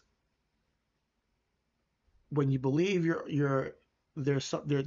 got pulled themselves by their bootstraps, you're avoiding the systemic racism. You're avoiding the systemic reasons that are in place that prevent them from pulling them up by their bootstraps when they have no straps.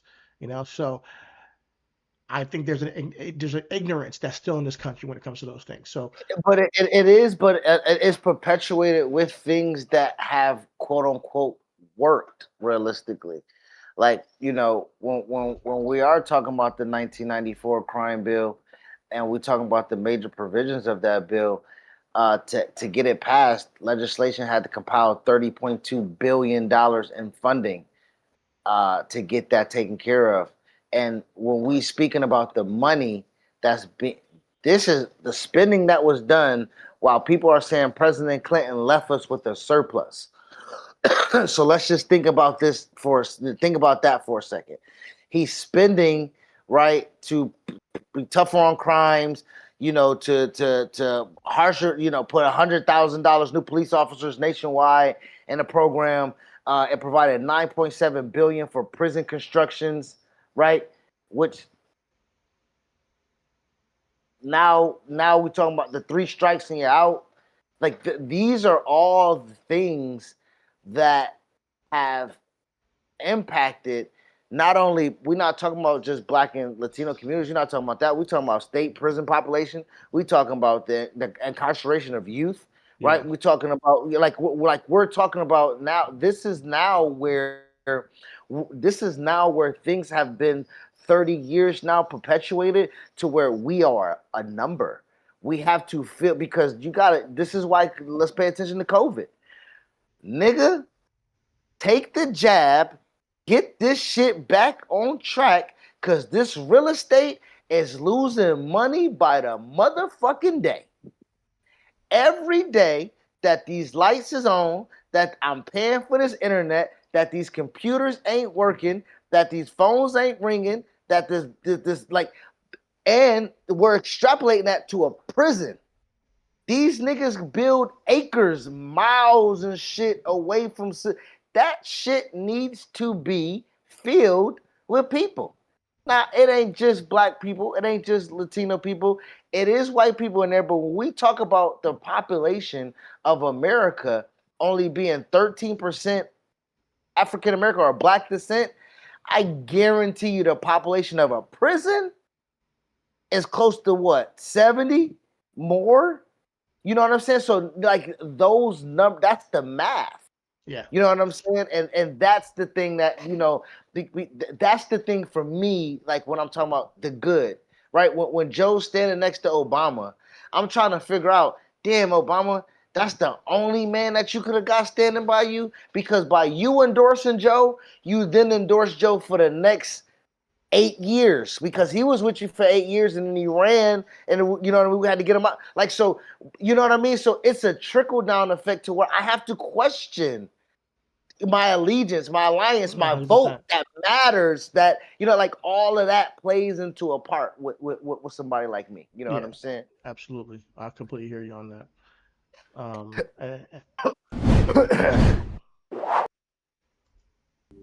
Hierarchy goes right into victimhood, because once you convince people that they are justifiably higher on the hierarchy, then you can tell them that they're victims of equality. German Christians are victims of Jews.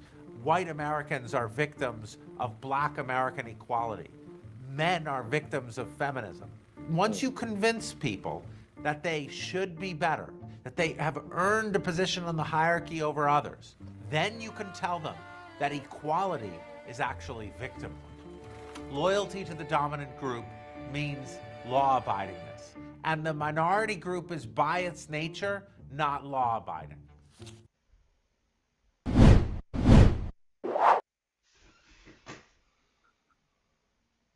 What's the next one? The next one I think is important. If I remember this, this the Law and Order, right? Yep. Okay. Law and order in fascist politics means the members of the minority group who accept their subservient role, they're law-abiding, and the members of the dominant group, by their very nature, are law-abiding. By definition, the leader can't violate law and order. So law and order doesn't mean justice. Law and order doesn't mean equality. Law and order structures who's legitimate and who's not.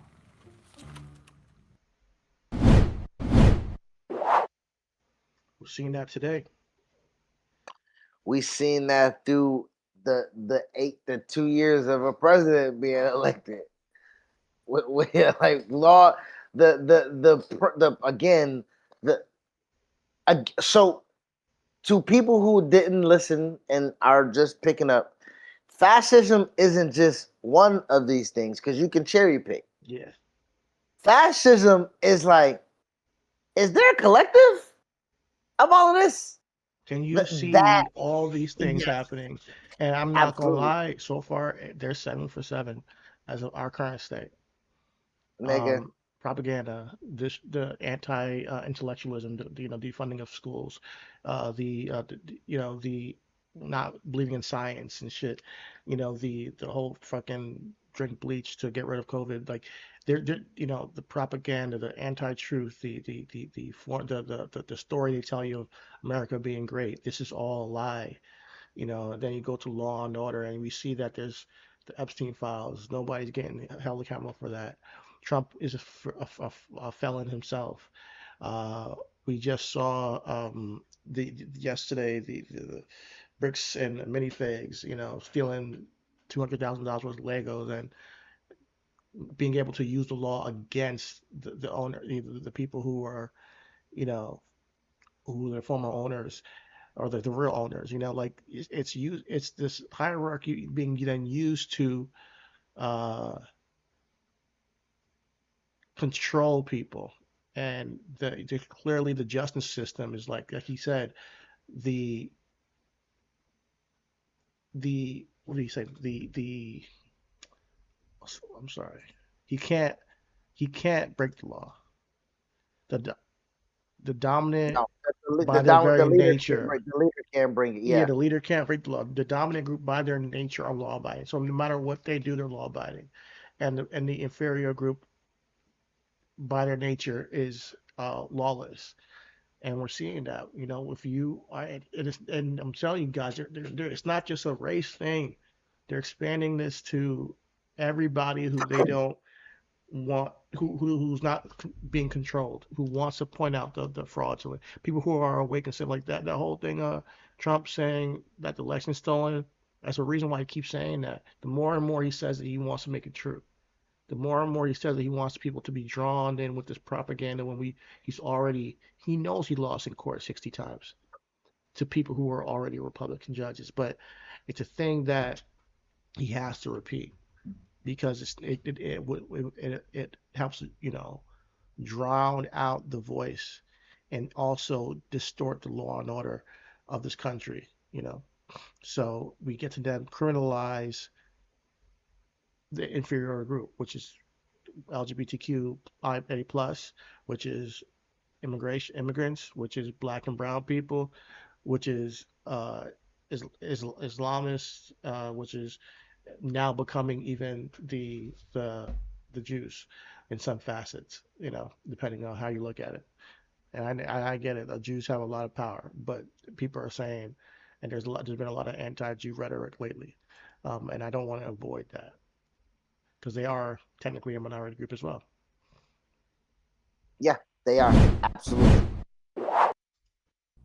Fascist movements typically, though not invariably, rest on an urban-rural divide. The cities are where there's decadence, where the elites congregate, where there's immigrants, there's criminality, there's Sodom and Gomorrah. In the city, there's not real work. The pure, hardworking, real members of the nation live in the rural areas where they work hard with their hands. When our politicians talk about inner city voters or urban voters, we all know what they mean. Arbeit macht frei, work shall make you free. This was written on the gates of Auschwitz. The idea is that the minority group, they're lazy and they need to be made to work. Free labor.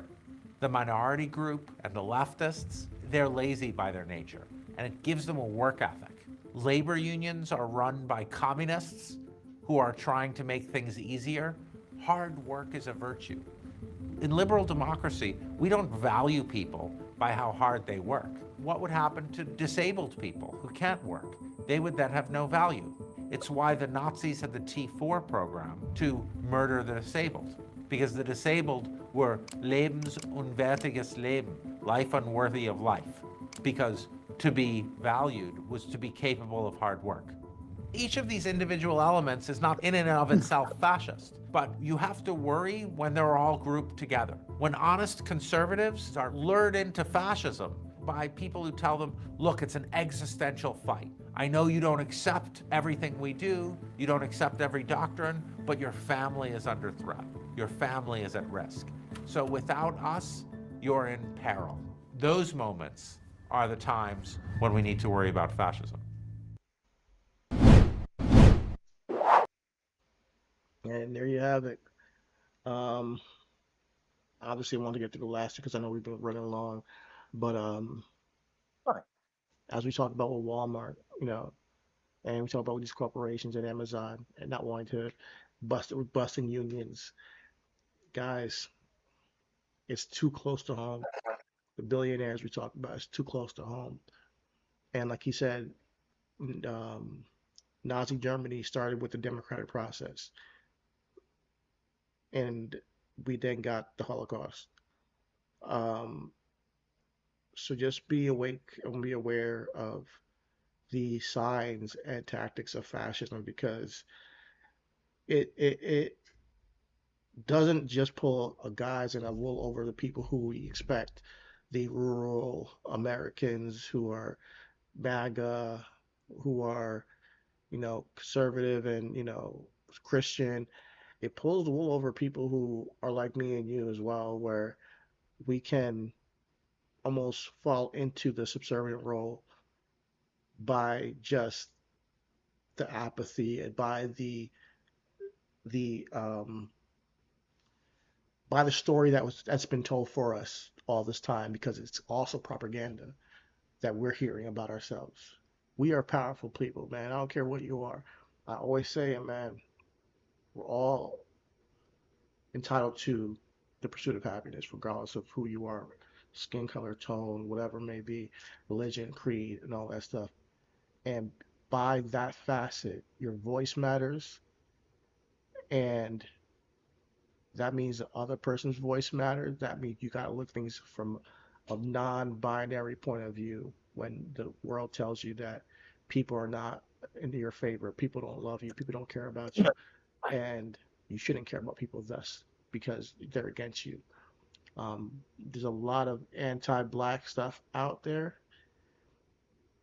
but there's a lot of people that take that internally into their spirit and then are also not able to then see the world from a human point of view.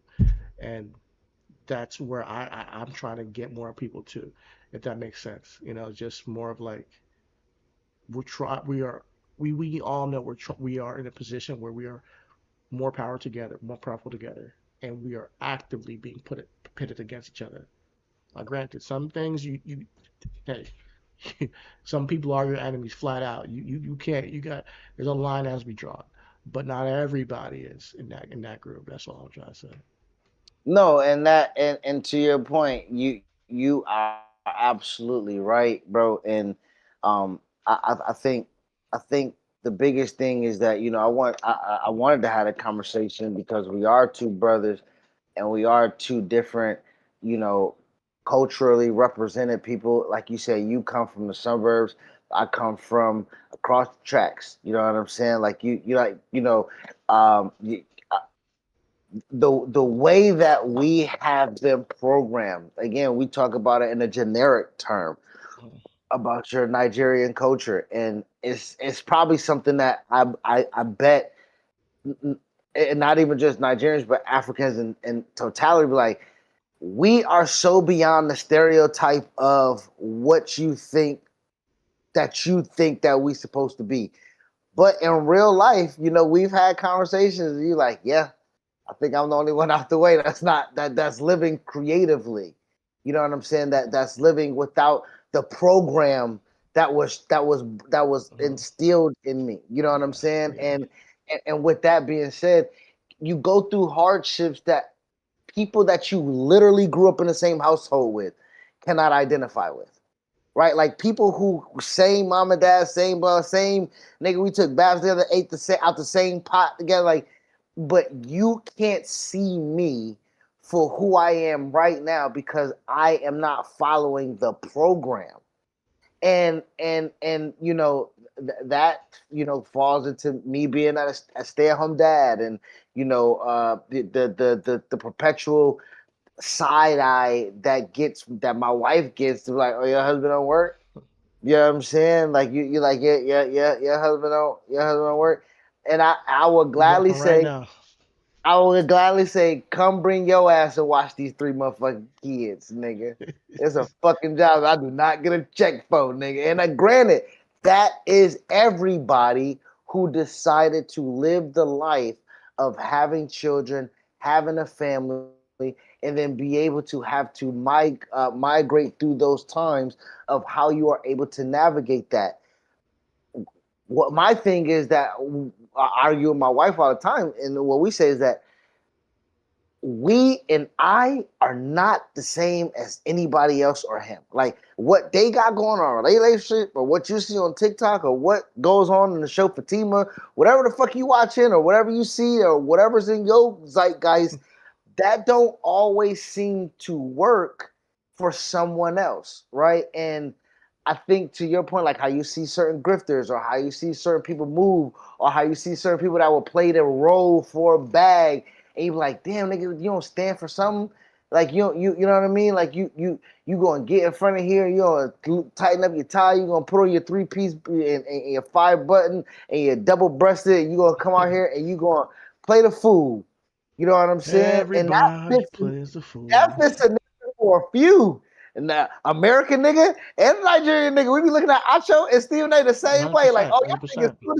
same boat. Because here's like, the thing, what they do is they see the divide and they're like, oh, where's the money in this? Let me capitalize off of it.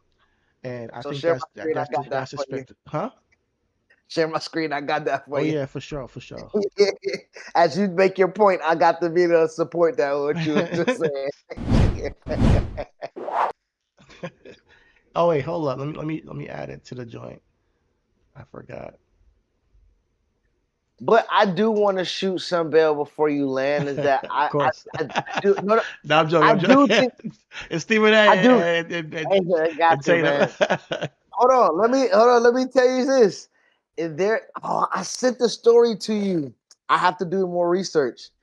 There is like a backing of a startup company that's putting like 250 million into like YouTube content creators, and they're being represented by CAA. So I gotta keep it clean, cause across the board. All right, CAA. Listen, I'm gonna be me. If they represent, I'm gonna be me. I'll just say that. I'm a humanist, black man, Nigerian. So if you want that, holla at me, bro. I ain't changing. So Gary Chambers is somebody I really would like to get. I would like to reach out to. I already subscribed to our channel. He has his Gmail in the bio.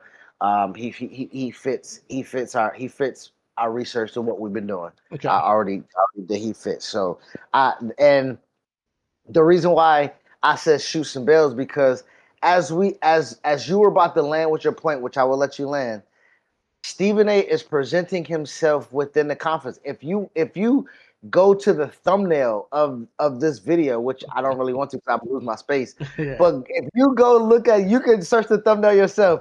The thumbnail of the recent video of this is exactly he ain't doing himself no favors when it comes to I'm not surprised. when it comes to how you think of him. You know what I'm saying? Yeah. But I do love that he is able to platform this.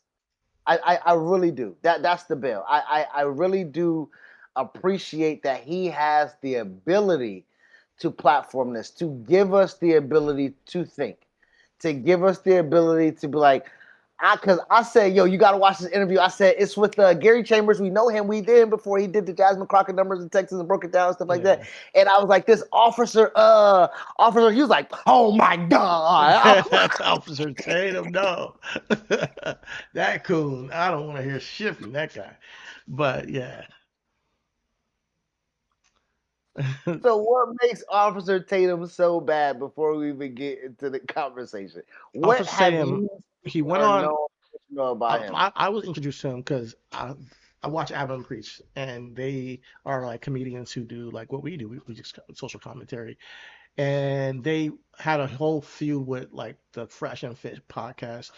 Basically, it's like a red pill podcast where they talk to women and tell them that they're bitches and hoes and you should change and be a more traditional woman.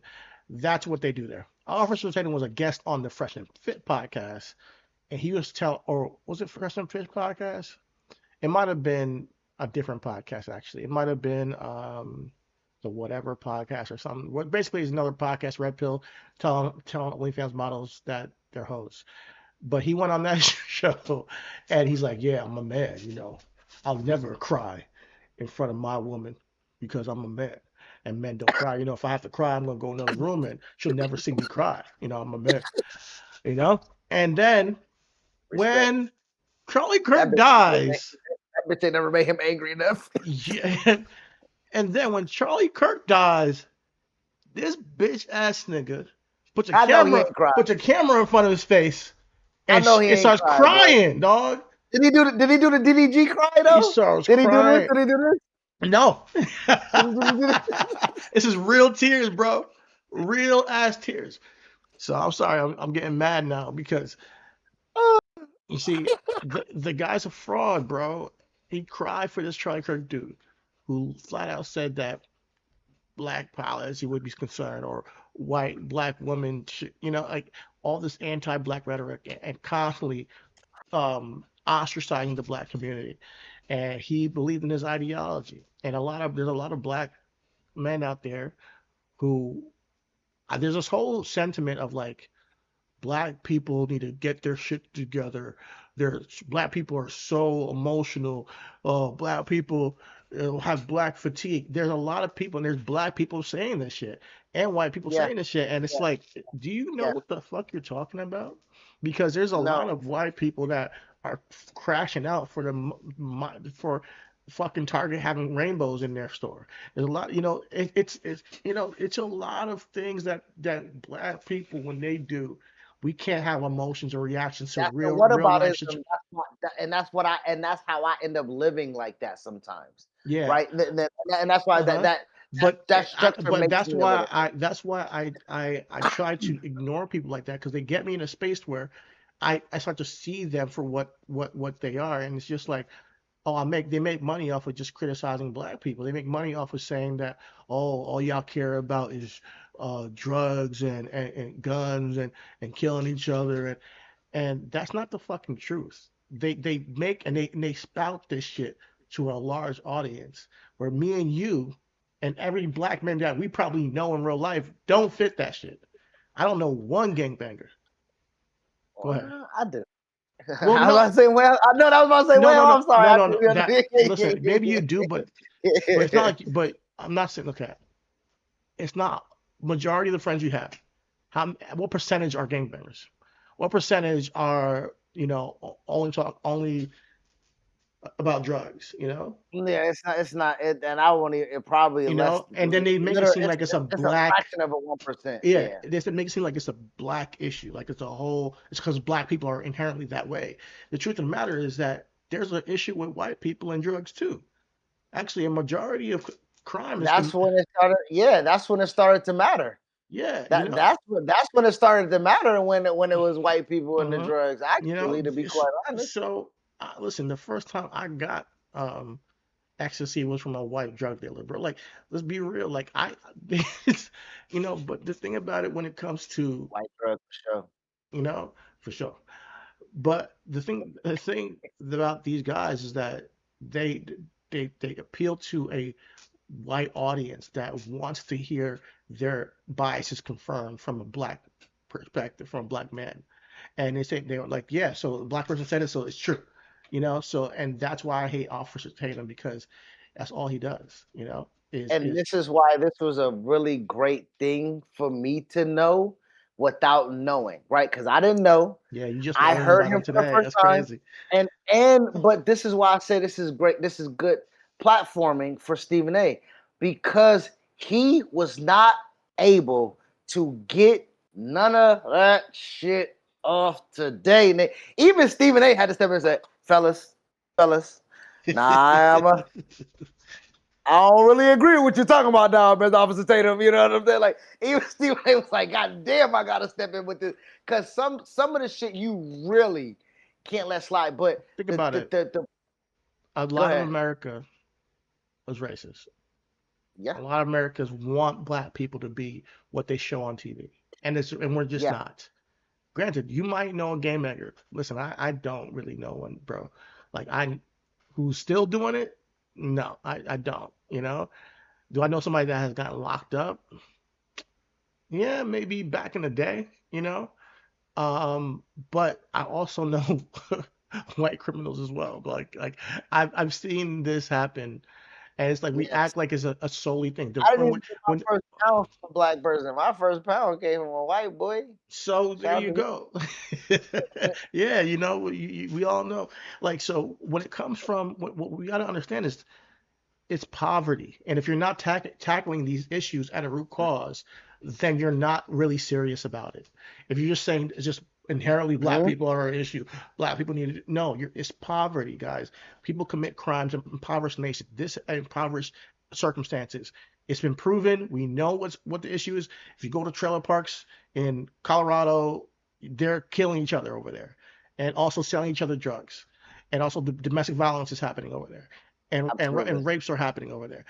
And It, the school system's and the poor, school and the system kids bad, don't, and and the kids the are not kids getting. don't look like me. You know what I Yeah, mean? you Yeah. know. So if we don't be honest about these things, they have emotional reactions just like us. If we were to go out there and say, "All you crackers," like just like Chuck the Builder was doing, and we just go out there, "Oh, you fucking crackers, meth heads," they're gonna fuck you up too, just like a black person would. But when we do it, "Oh, you're chimping out. Oh, you're you're just being an emotional black person. You guys need to learn how to deal with a word called, the N word." That's what they do, and that's what Ch- this Tatum nigga tries to get off, and I just can't He stand tried. for it. He tried to get into your point of the poverty. This is about 40 minutes into an hour Mhm. and some change interview. Gary he was about tired.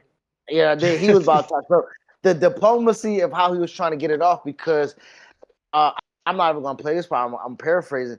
You know, Officer Tatum was saying that black people need to get their stuff together, and Gary was like, "Hey man, I'm represented by a black council person. I have I have black constituents, but the city or the northern parish, it is not generally represented by people who live or look or been where I've been. So like when they go and if they come from if I live in Northern Parish and it looks a certain type of way, but you represent me and you stay in Southern Parish, when you get the funds, do you think the funds is coming to Northern Parish, or are you going to send them down to Southern Parish where you from, even though you represent Northern Parish, right? Like that is kind of the inherited illusion when it comes from, because when people say that our local stuff is not a federal problem, Gary Chambers, check that, says no. When the federal funding opens up and it is trickled down to the state then disseminates to where it needs to go. So inherently, it is the federal problem when the state is not doing right with the funds that you gave them to do for the constituents of the people Yeah, that they it's a serve. You complete know, so ignorance of the real issues, a complete a complete mischaracterization of the root problem again. Because you can mischaracterize any type of information if you want and say, "Oh, let's not talk about those things on the side. I want to talk about this part right here," yep. and that's what he does. And that's what MAGA's doing right now in totality and I'm gonna play the clip, but that's where we're at with the propaganda talking about geopolitics. When nobody wants to talk about home, right? And Gary Chambers is like, how do I supposed to support an administration or a constitution or a government who decides and picks on people and tells them how they deserve to live and how they need to be governed and govern their people, and don't come back, it don't do nothing for home. You know what I'm saying? So let me see if I can get part of this conversation here. And okay, I think I want to start. Okay, let me see. Um,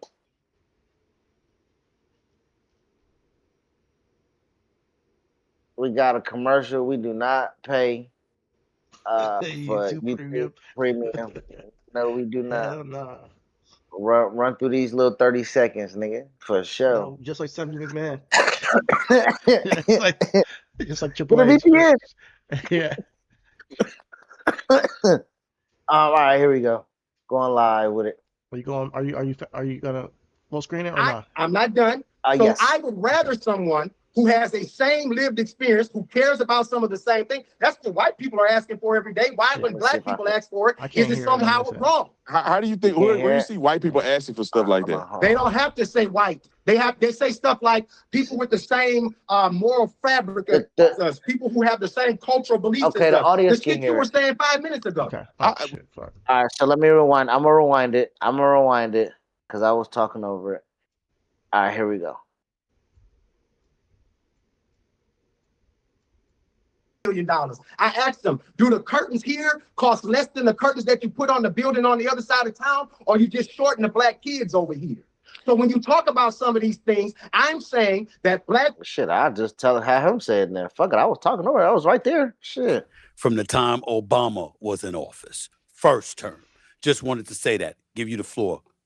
So first thing I want to say, brought up tax revenue from the feds. Louisiana gets more from the federal government than we send to the federal government in resources. My state actually needs the federal resources in order to meet the needs of the American people. You can ask Jeff Landry yourself, if the feds cut that federal water off, if he can meet the needs of the people of Louisiana, he's going to tell you no. When the SNAP stuff was cut up, the reason Jeff Landry was in such a tizzy is because all of the grocery store owners are reliant on the ability of those SNAP customers so that they can pay their grocery bills as a grocery owner. So Donnie Rouse, who owns Rouse's Groceries, he was concerned about whether or not the SNAP benefits got paid too, because if the people who get SNAP benefits can't pay their SNAP benefits, don't get their SNAP benefits, they're not in the grocery store spending their money with Donnie Rouse. Okay, so when the legislators in the Republican legislature here were concerned about that Fed money, they weren't concerned about their poor white working class workers. I'm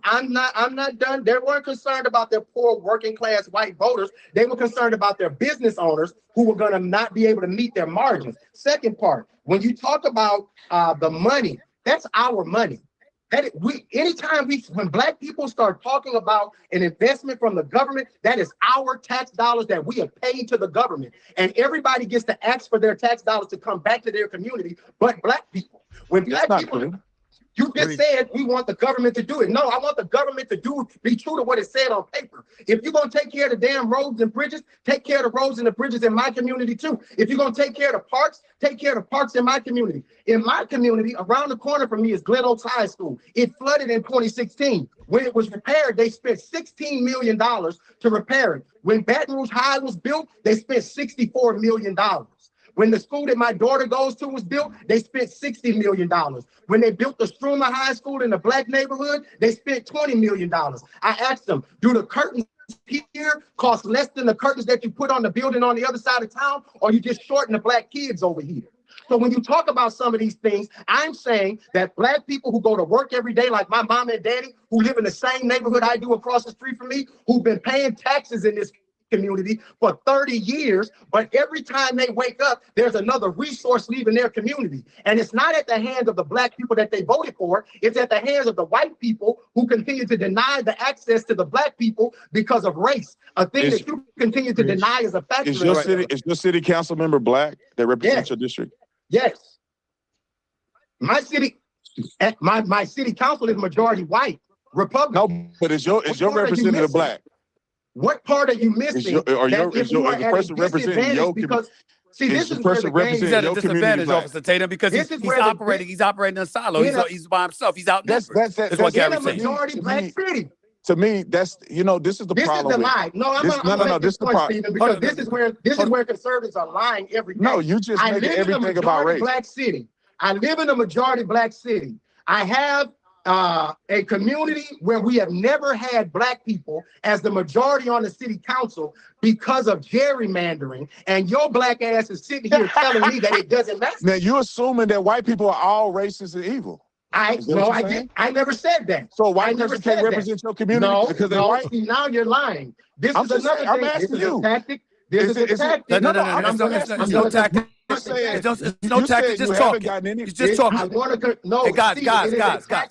Hold on. Let me just say, ain't nobody getting cut off, y'all. One at a time. Ain't nobody getting cut off. I'm not editing any of this out. I understand that. You don't get the floor is yours. I'm just letting you know you ain't getting cut off. This is not getting edited. I'm letting y'all speak. Gary, go ahead, officer. This is what I would respect what Gary is saying if he said, we have not had proper representation, meaning people have not represented us properly, not because of the color of their skin. You're drawing representation properly being met with because they ain't never let a black person do it. Now, with that point, like when you tell me about all white people, go ahead. What point are you talking about? Because you're on delay. Because I'm on delay. Because I was listening to it through our YouTube. So it's a delay. Okay. So I heard in that point, and then I heard in that point, and I didn't hear what they said. But what point were you talking to? Officer Tatum, when he was saying you inherently think that all white people can't represent you because they're white, and Gary's like, I didn't say that. Dude, like he was like, I'm talking about the white people that represent me now, right? Exactly. But I can understand where Officer Tatum's kind of asking, because when I'm kind of like Gary, he said sometimes nothing about white people being evil, but you can not be evil. Previously in the conversation, previously we were talking about white. Previously in the conversation, Gary did one of my moves where we're just speaking and we kind of hit the all white people are racist, or like we hit one of those. And when you do that, that is when somebody can pick you apart. Yeah. That is when you can do get knocked off your pivot. Yeah. Exactly. So that's why we have to. That's why it's so good. That's why we have to pick it apart, because we have to summarize, coalesce, especially when you say a general statement, what you actually mean. Because there are black people who think all white people are evil, and then there are black people who will say that and like, no, okay, I didn't really mean that way. But I think that they're not taking care of my community in the best way because they don't have to, and that's there's a distinction between those two things. Yeah. Will now this is my thing now, since we're talking about humans, right? Can and do white people feel some type of way about hearing that about them? And is it upon them to say, if you don't see what I'm doing and I ain't like them, then fuck it? Or is it on them to be like, I'll really boom my power and make sure? Or is it on them to be like, hey man, I'm really putting in the effort? And that's a small percentage of people that's going to do that. Here's the thing. I think that there's a combination of willful ignorance and a combination of actively not caring about black people that white people do. And I think that it's on us to be a Gary Chambers and fight for what we deserve and question, hey, why is a white school getting $60 million and a black school getting 20? Like, those things are our duty, and that's where our information and our stuff comes into play, because we get to then ask the question and see what they say. And then we get to see in real time, are you on our side, and are you going to see us as human or not?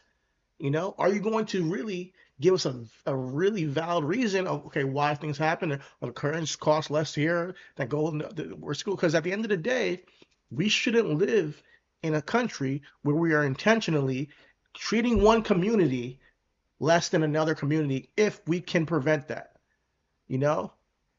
and that's the key. When a budget goes to the state, and we're like, all right, yeah, typically that area is, the ghetto, so we're going to give them less just because that school needs a new football field. That's where it gets weird. That's where it gets really intentionally and insidious, because you are saying your white luxury is more important than black basic needs. So I love you, brother. That's why I'm so angry. Because that's where I come from. Again, if you go back to Hoover, Alabama, they had a TV show, the Hoover High School on MTV. they played McNeese. That's when I first saw Tim Tebow and all that, my nigga. Like Hoover like High, yeah. Hoover High is in is a suburban area outside of Birmingham. Uh-huh. That is an area you do not take your black ass unless you are absolutely clean. I mean, you driving your daddy car and no tents. You got somewhere to go. You got somewhere to be. You got some. Okay. Hoover is that because that money, those tickets, that it is pumping. That, and so when I'm talking about that, so when he's talking about that school getting upgrade and getting a new football field and getting millions of dollars, and I'm telling you, my school, West End, my nigga, bro. My wife's therapist is not even from Birmingham. She's from Montgomery, which is about 2.5 hours away from Birmingham. When I introduced myself and I said, I'm from Alabama, she said, oh, what part? I said, Birmingham. She said, oh, what part? I said, West End. She said, ooh. Bitch, you don't know me.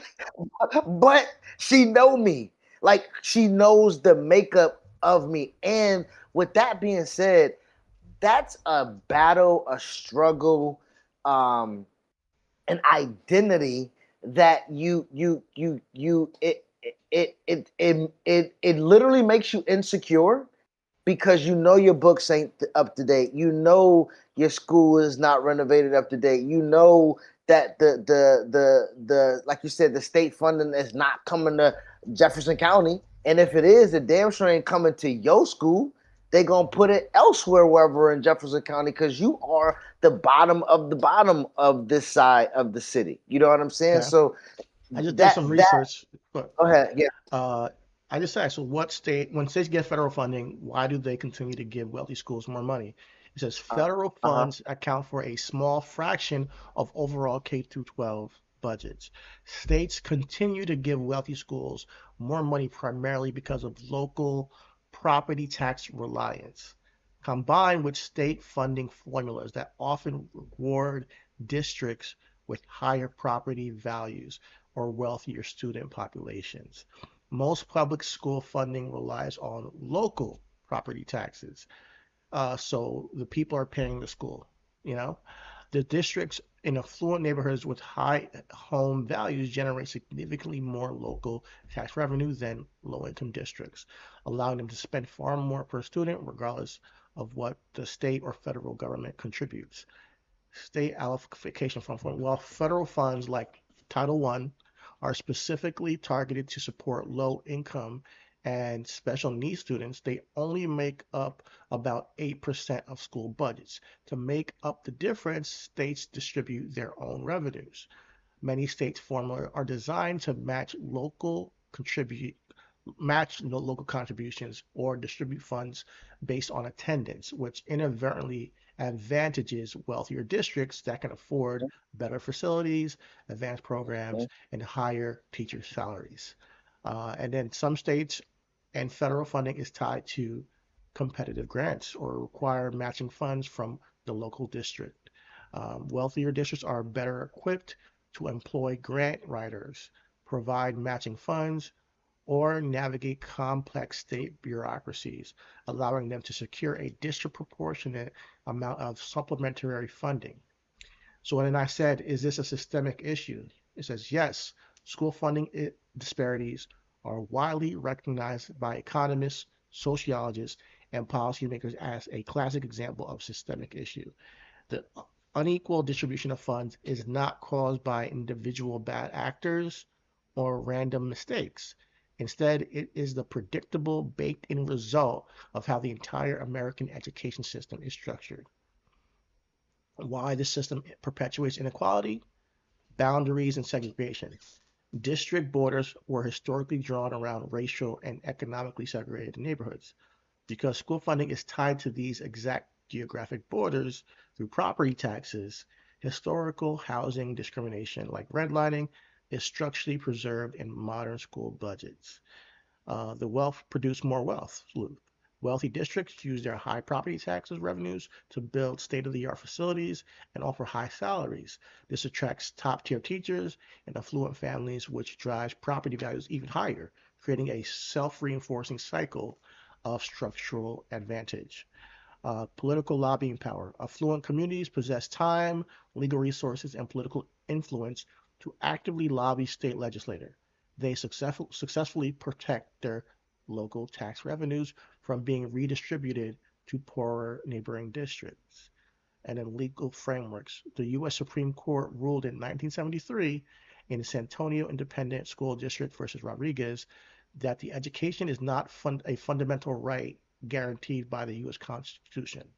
This landmark decision cemented the system by ruling that the property tax-based funding disparities do not violate federal law, leaving equity decisions entirely up to the fractured state courts.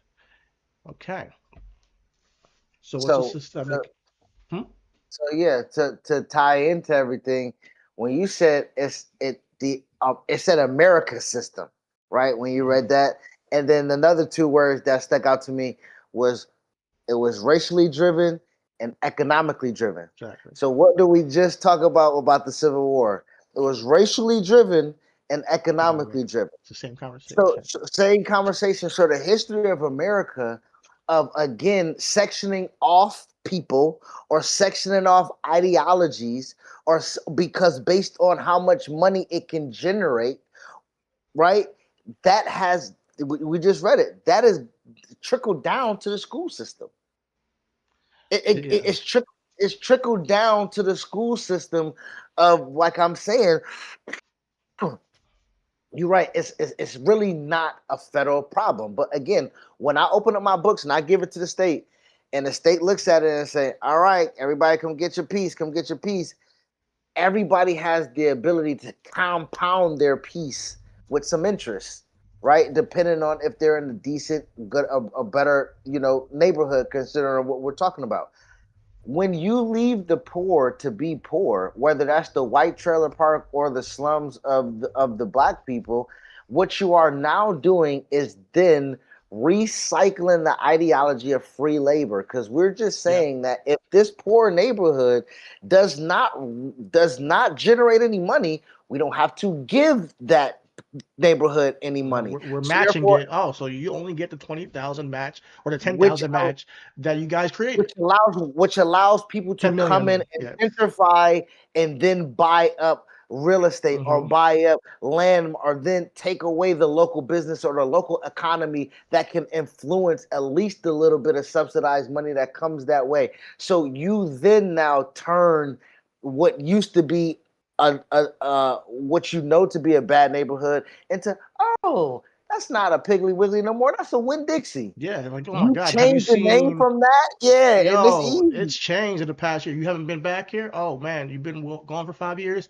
It's gotten, that's what we're trying to do. But it does. But none of that money goes back to the. Exactly. They pushed everybody out. It goes back to the billionaire conversation of like you hoarding money, hoarding wealth. It's the same thing with the education system, hoarding money, hoarding wealth, and then you reinforcing the reason why you're doing it, because we pay more money, we create more money, we have to pay to the schools that so our kids have a better soccer or uniforms. Like it makes sense because you're living in a bubble. So you are like, why do I gotta give the money for my kids soccer team uniform to the hood for what? I pay my taxes. I've seen it. They don't play soccer over there. They don't got a team. Like I pay my property tax. I pay my school tax, and I want it to go to my kids. So now let's extrapolate this to college sports too, right? That's how these you got some college football teams that can literally probably break away from their universities because my money funds the women's swim team. The revenue that I generate as the football team, I don't want to give that to I don't want to give that to the remote. Oh, I'm sorry, baby. Throw my lighter back. Shit, I thought my wife needed a lighter. I was like, what you need a lighter for? Shit, I was about to leave the podcast, nigga. We was about to get busy. But she needed a remote. Like, that nigga don't smoke. She had a stressful day. Let me go rub her. Give her a massage when you get back. Oh, me. Light one up. But no, yeah, like but yeah, so yeah, they don't we and so they it's don't like, why would just our redistribute. money go into there? And Yeah. we have to change the philosophy on all the fronts of, and this is why they don't like socialism, but that's how you raise all shifts.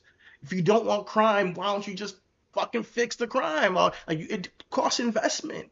Then you have great black people that are not complaining and killing each other. How about that? You know, then you have great white people who are not complaining and killing each other. How about that?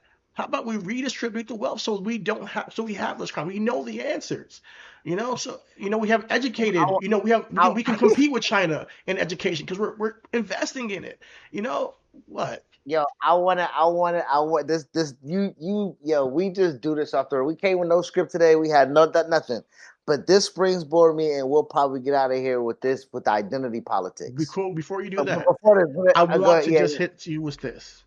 To permanently rectify school funding inequities, reformers focus on structural overhauls that detach school budgets from local neighborhood wealth. We got to detach the two.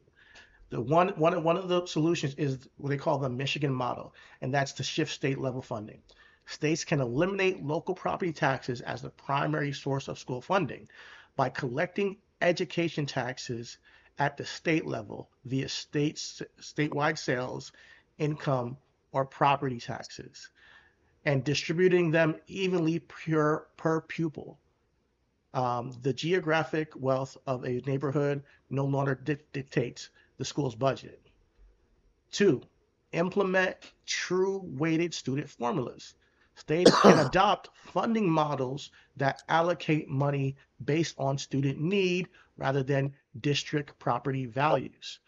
Under this system, the state provides a base funding amount for every student, plus mandatory extra weights for students who come from low-income families, are English language learners, and require special education services.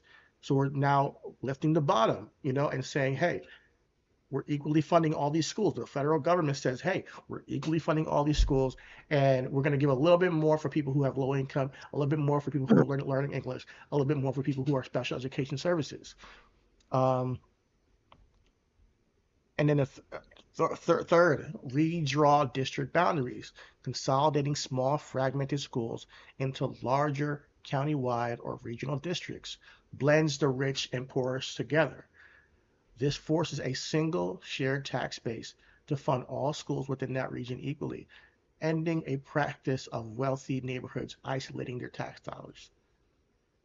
While the U.S. Constitution does not guarantee equal education, state citizens can pass ballot measures to amend their state constitutions, adding explicit language that guarantees a high-quality, equitable education, gives civil rights groups the legal backing to permanently strike down unfair funding systems in court. And 5, increase the target federal funding. Congress should dramatically increase federal funding to education spending, currently at just 8%, but condition those funds on state compliance. To receive federal dollars, the states would legally be required to prove they distribute their own state and local funds equitably. If you want to see how these solutions, they're going to ask me. Michigan and Vermont have kind of like adopted some of this, but go ahead. No, what I wanted, this will probably be the thumbnail. Do you identify with your identity politics, which we try to strip away from? Would you consider yourself a socialist? I consider myself a democratic. I hate labels, first and foremost.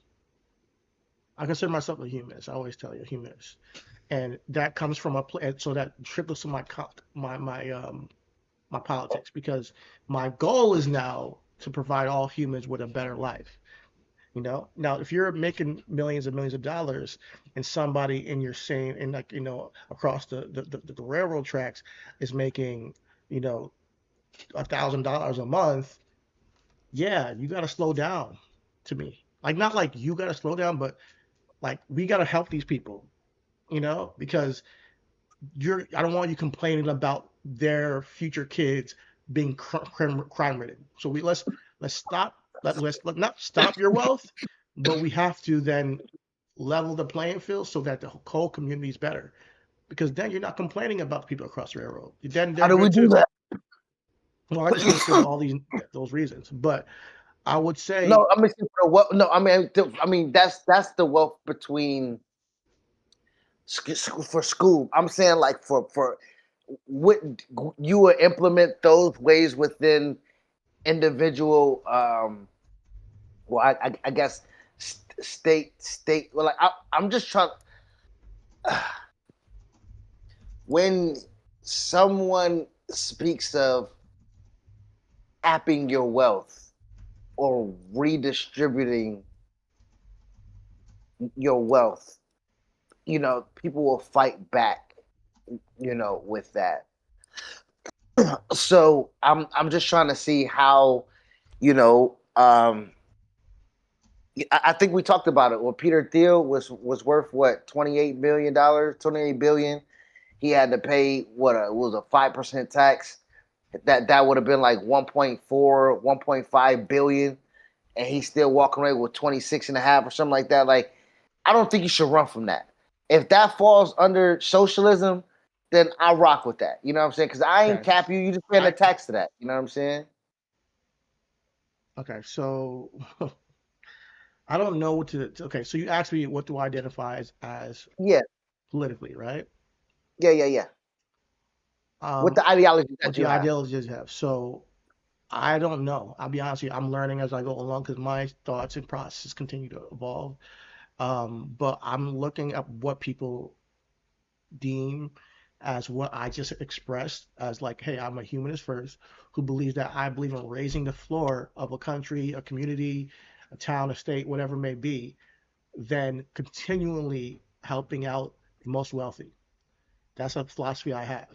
And that means having people access to health care, access to child care, access to good paying jobs, lowering crime through, you know, the ways that we know logically and economically and scientifically. Sociology tells you that funding areas impoverished can lower crime rates by getting freaking just something as simple as getting street lights, you know, in a street could change the crime rate completely. And we've Yeah, I seen gotta that see what before. Baltimore is doing. Baltimore flipped Baltimore flipped this city on its head, boy. Like their mayor and the initiative that the youth initiative program that they have Yeah. over there. The lowest Shout out to crime, them. like And motherfucking we know what it that. used to be because Oh so we know the answer. So we know what works. We can't just sit here yeah, and just point a finger. Oh my God, black people they're bad. Like stop doing that, guys. Like stop. There's solutions to these issues.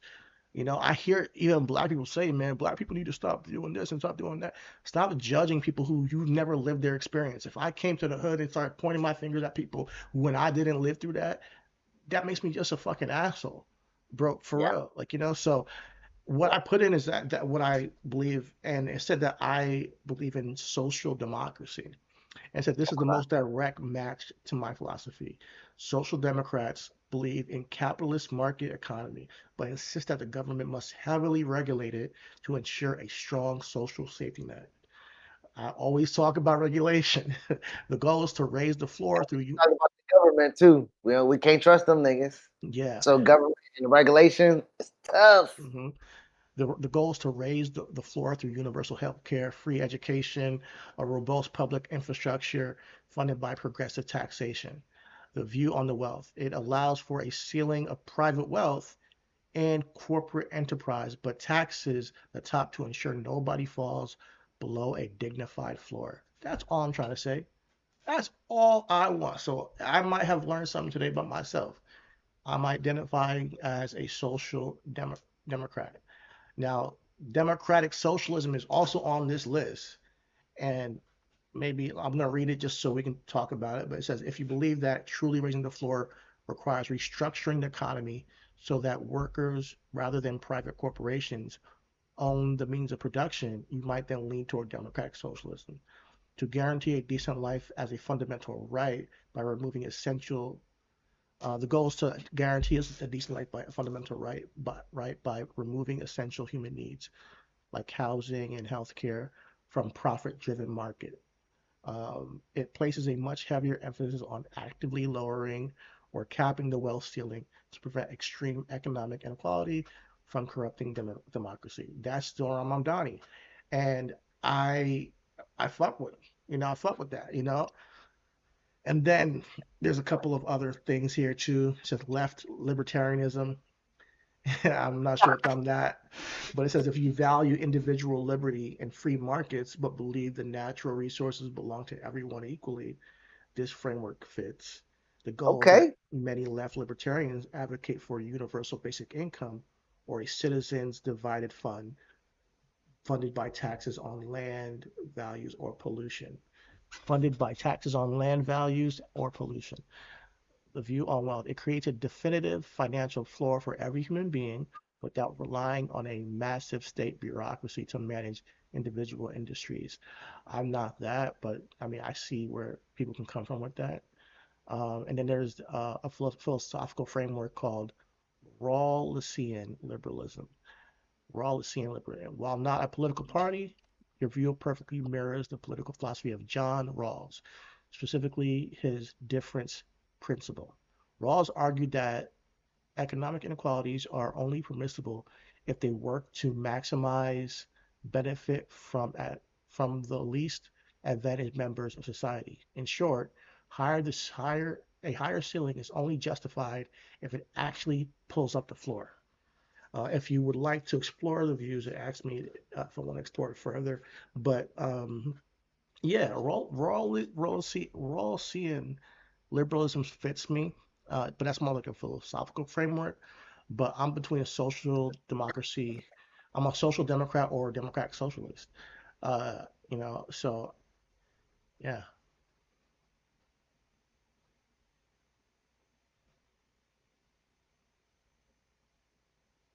No idea what I was or, Like, who I was, could say. Or, you know what I mean? I'm What'd you sorry. say? I'm sorry. What'd you say? No, I said I have no idea like who I But am, but where that's I why am. it's such a But good yeah. because that's why I love this pod because we get to explore this, and I'm learning by myself. I want you to learn by yourself in the process as well.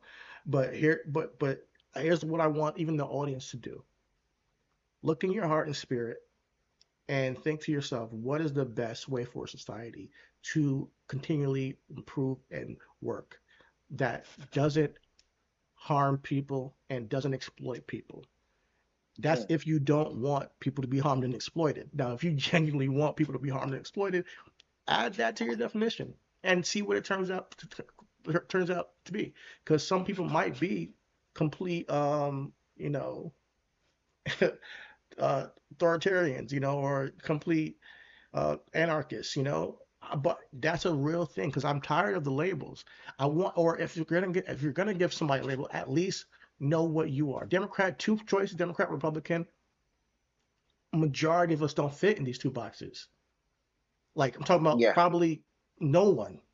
As of yeah. what it is today, no one really fits in just those two boxes. What because they fight within each other. So what I did just now is I said I'm a humanist to you first, and I said that I believe in raising the floor of society. So whatever you believe in, Chris, you define it one day and throw it into a chat GPT or Claude and ask it because you have to know who you are though. First you got to know what you believe in. First you got to have a vision for what a good society is. And I have a little bit of an idea of what I believe it is. Not that I'm right, but I have a little bit of an idea of what if I was God or whatever, or the president or whatever, what I would fight for to create for the future, and the reasons why I want to do that. I believe in helping out. the lowest of the lowest, the homeless, the children who are in, can't get school lunch, the people who are working 3 jobs and got nobody to watch their kids. So they got to freaking put them at the, hey, let's get the oldest to watch all, the youngest, and they're only like 10 years old. Like those people, I want to serve them so that they have a better life. People who are sick and can't pay for health care.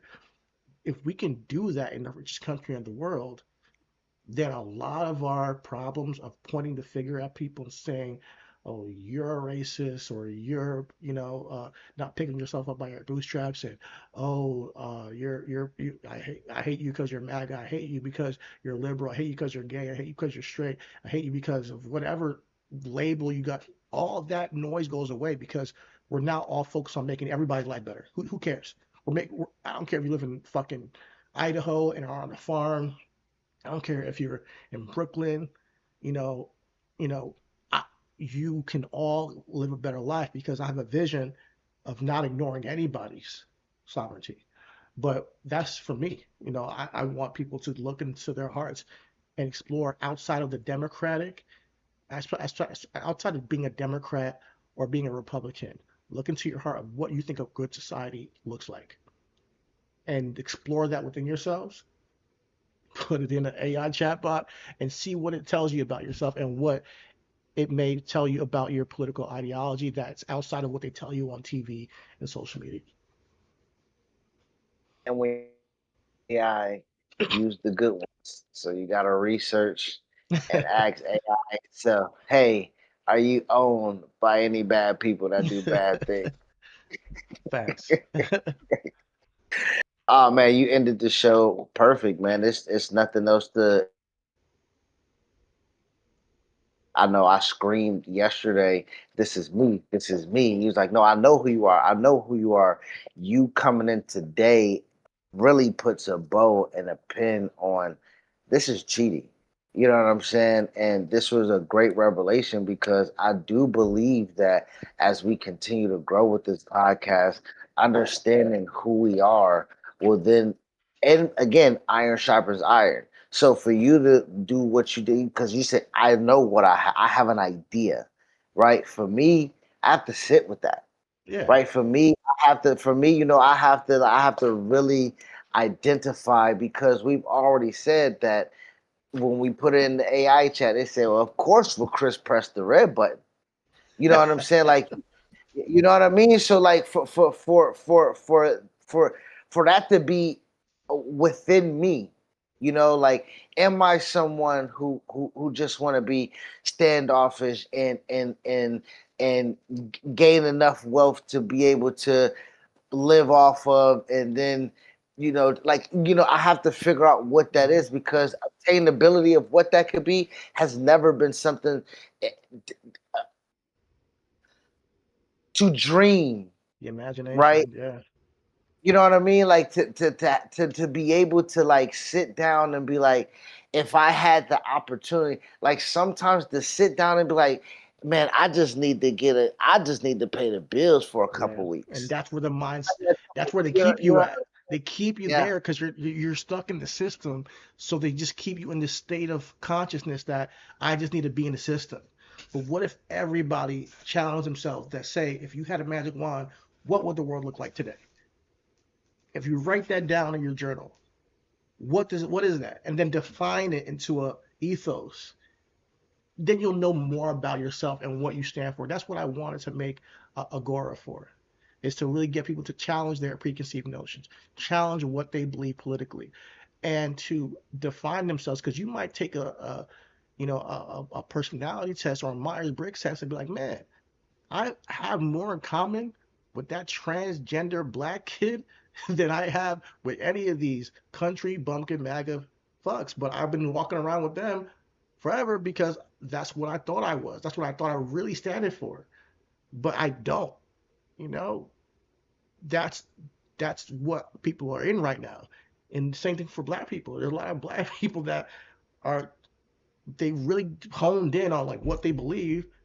Some of them are way more conservative. Some of them are way more for like, yeah, man, maybe we should be more segregated. Some of them are way more for, who cares what the federal government, the state should control it. Some of them are way more, Well, yeah, if your school is low funded because you're putting money into it from the community, so be it. Some of them believe that shit. So I'm not saying that you're wrong. I just want you to know what you are, so that we can have an honest talk as a country.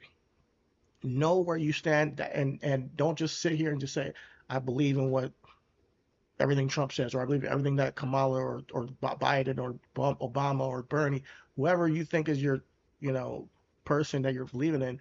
What do you believe in? If you were in control and running for your campaign, what would you believe in? Like me and Zoran, we believe in like 80-90% of things, but I would have done things differently at certain things, and that's fine.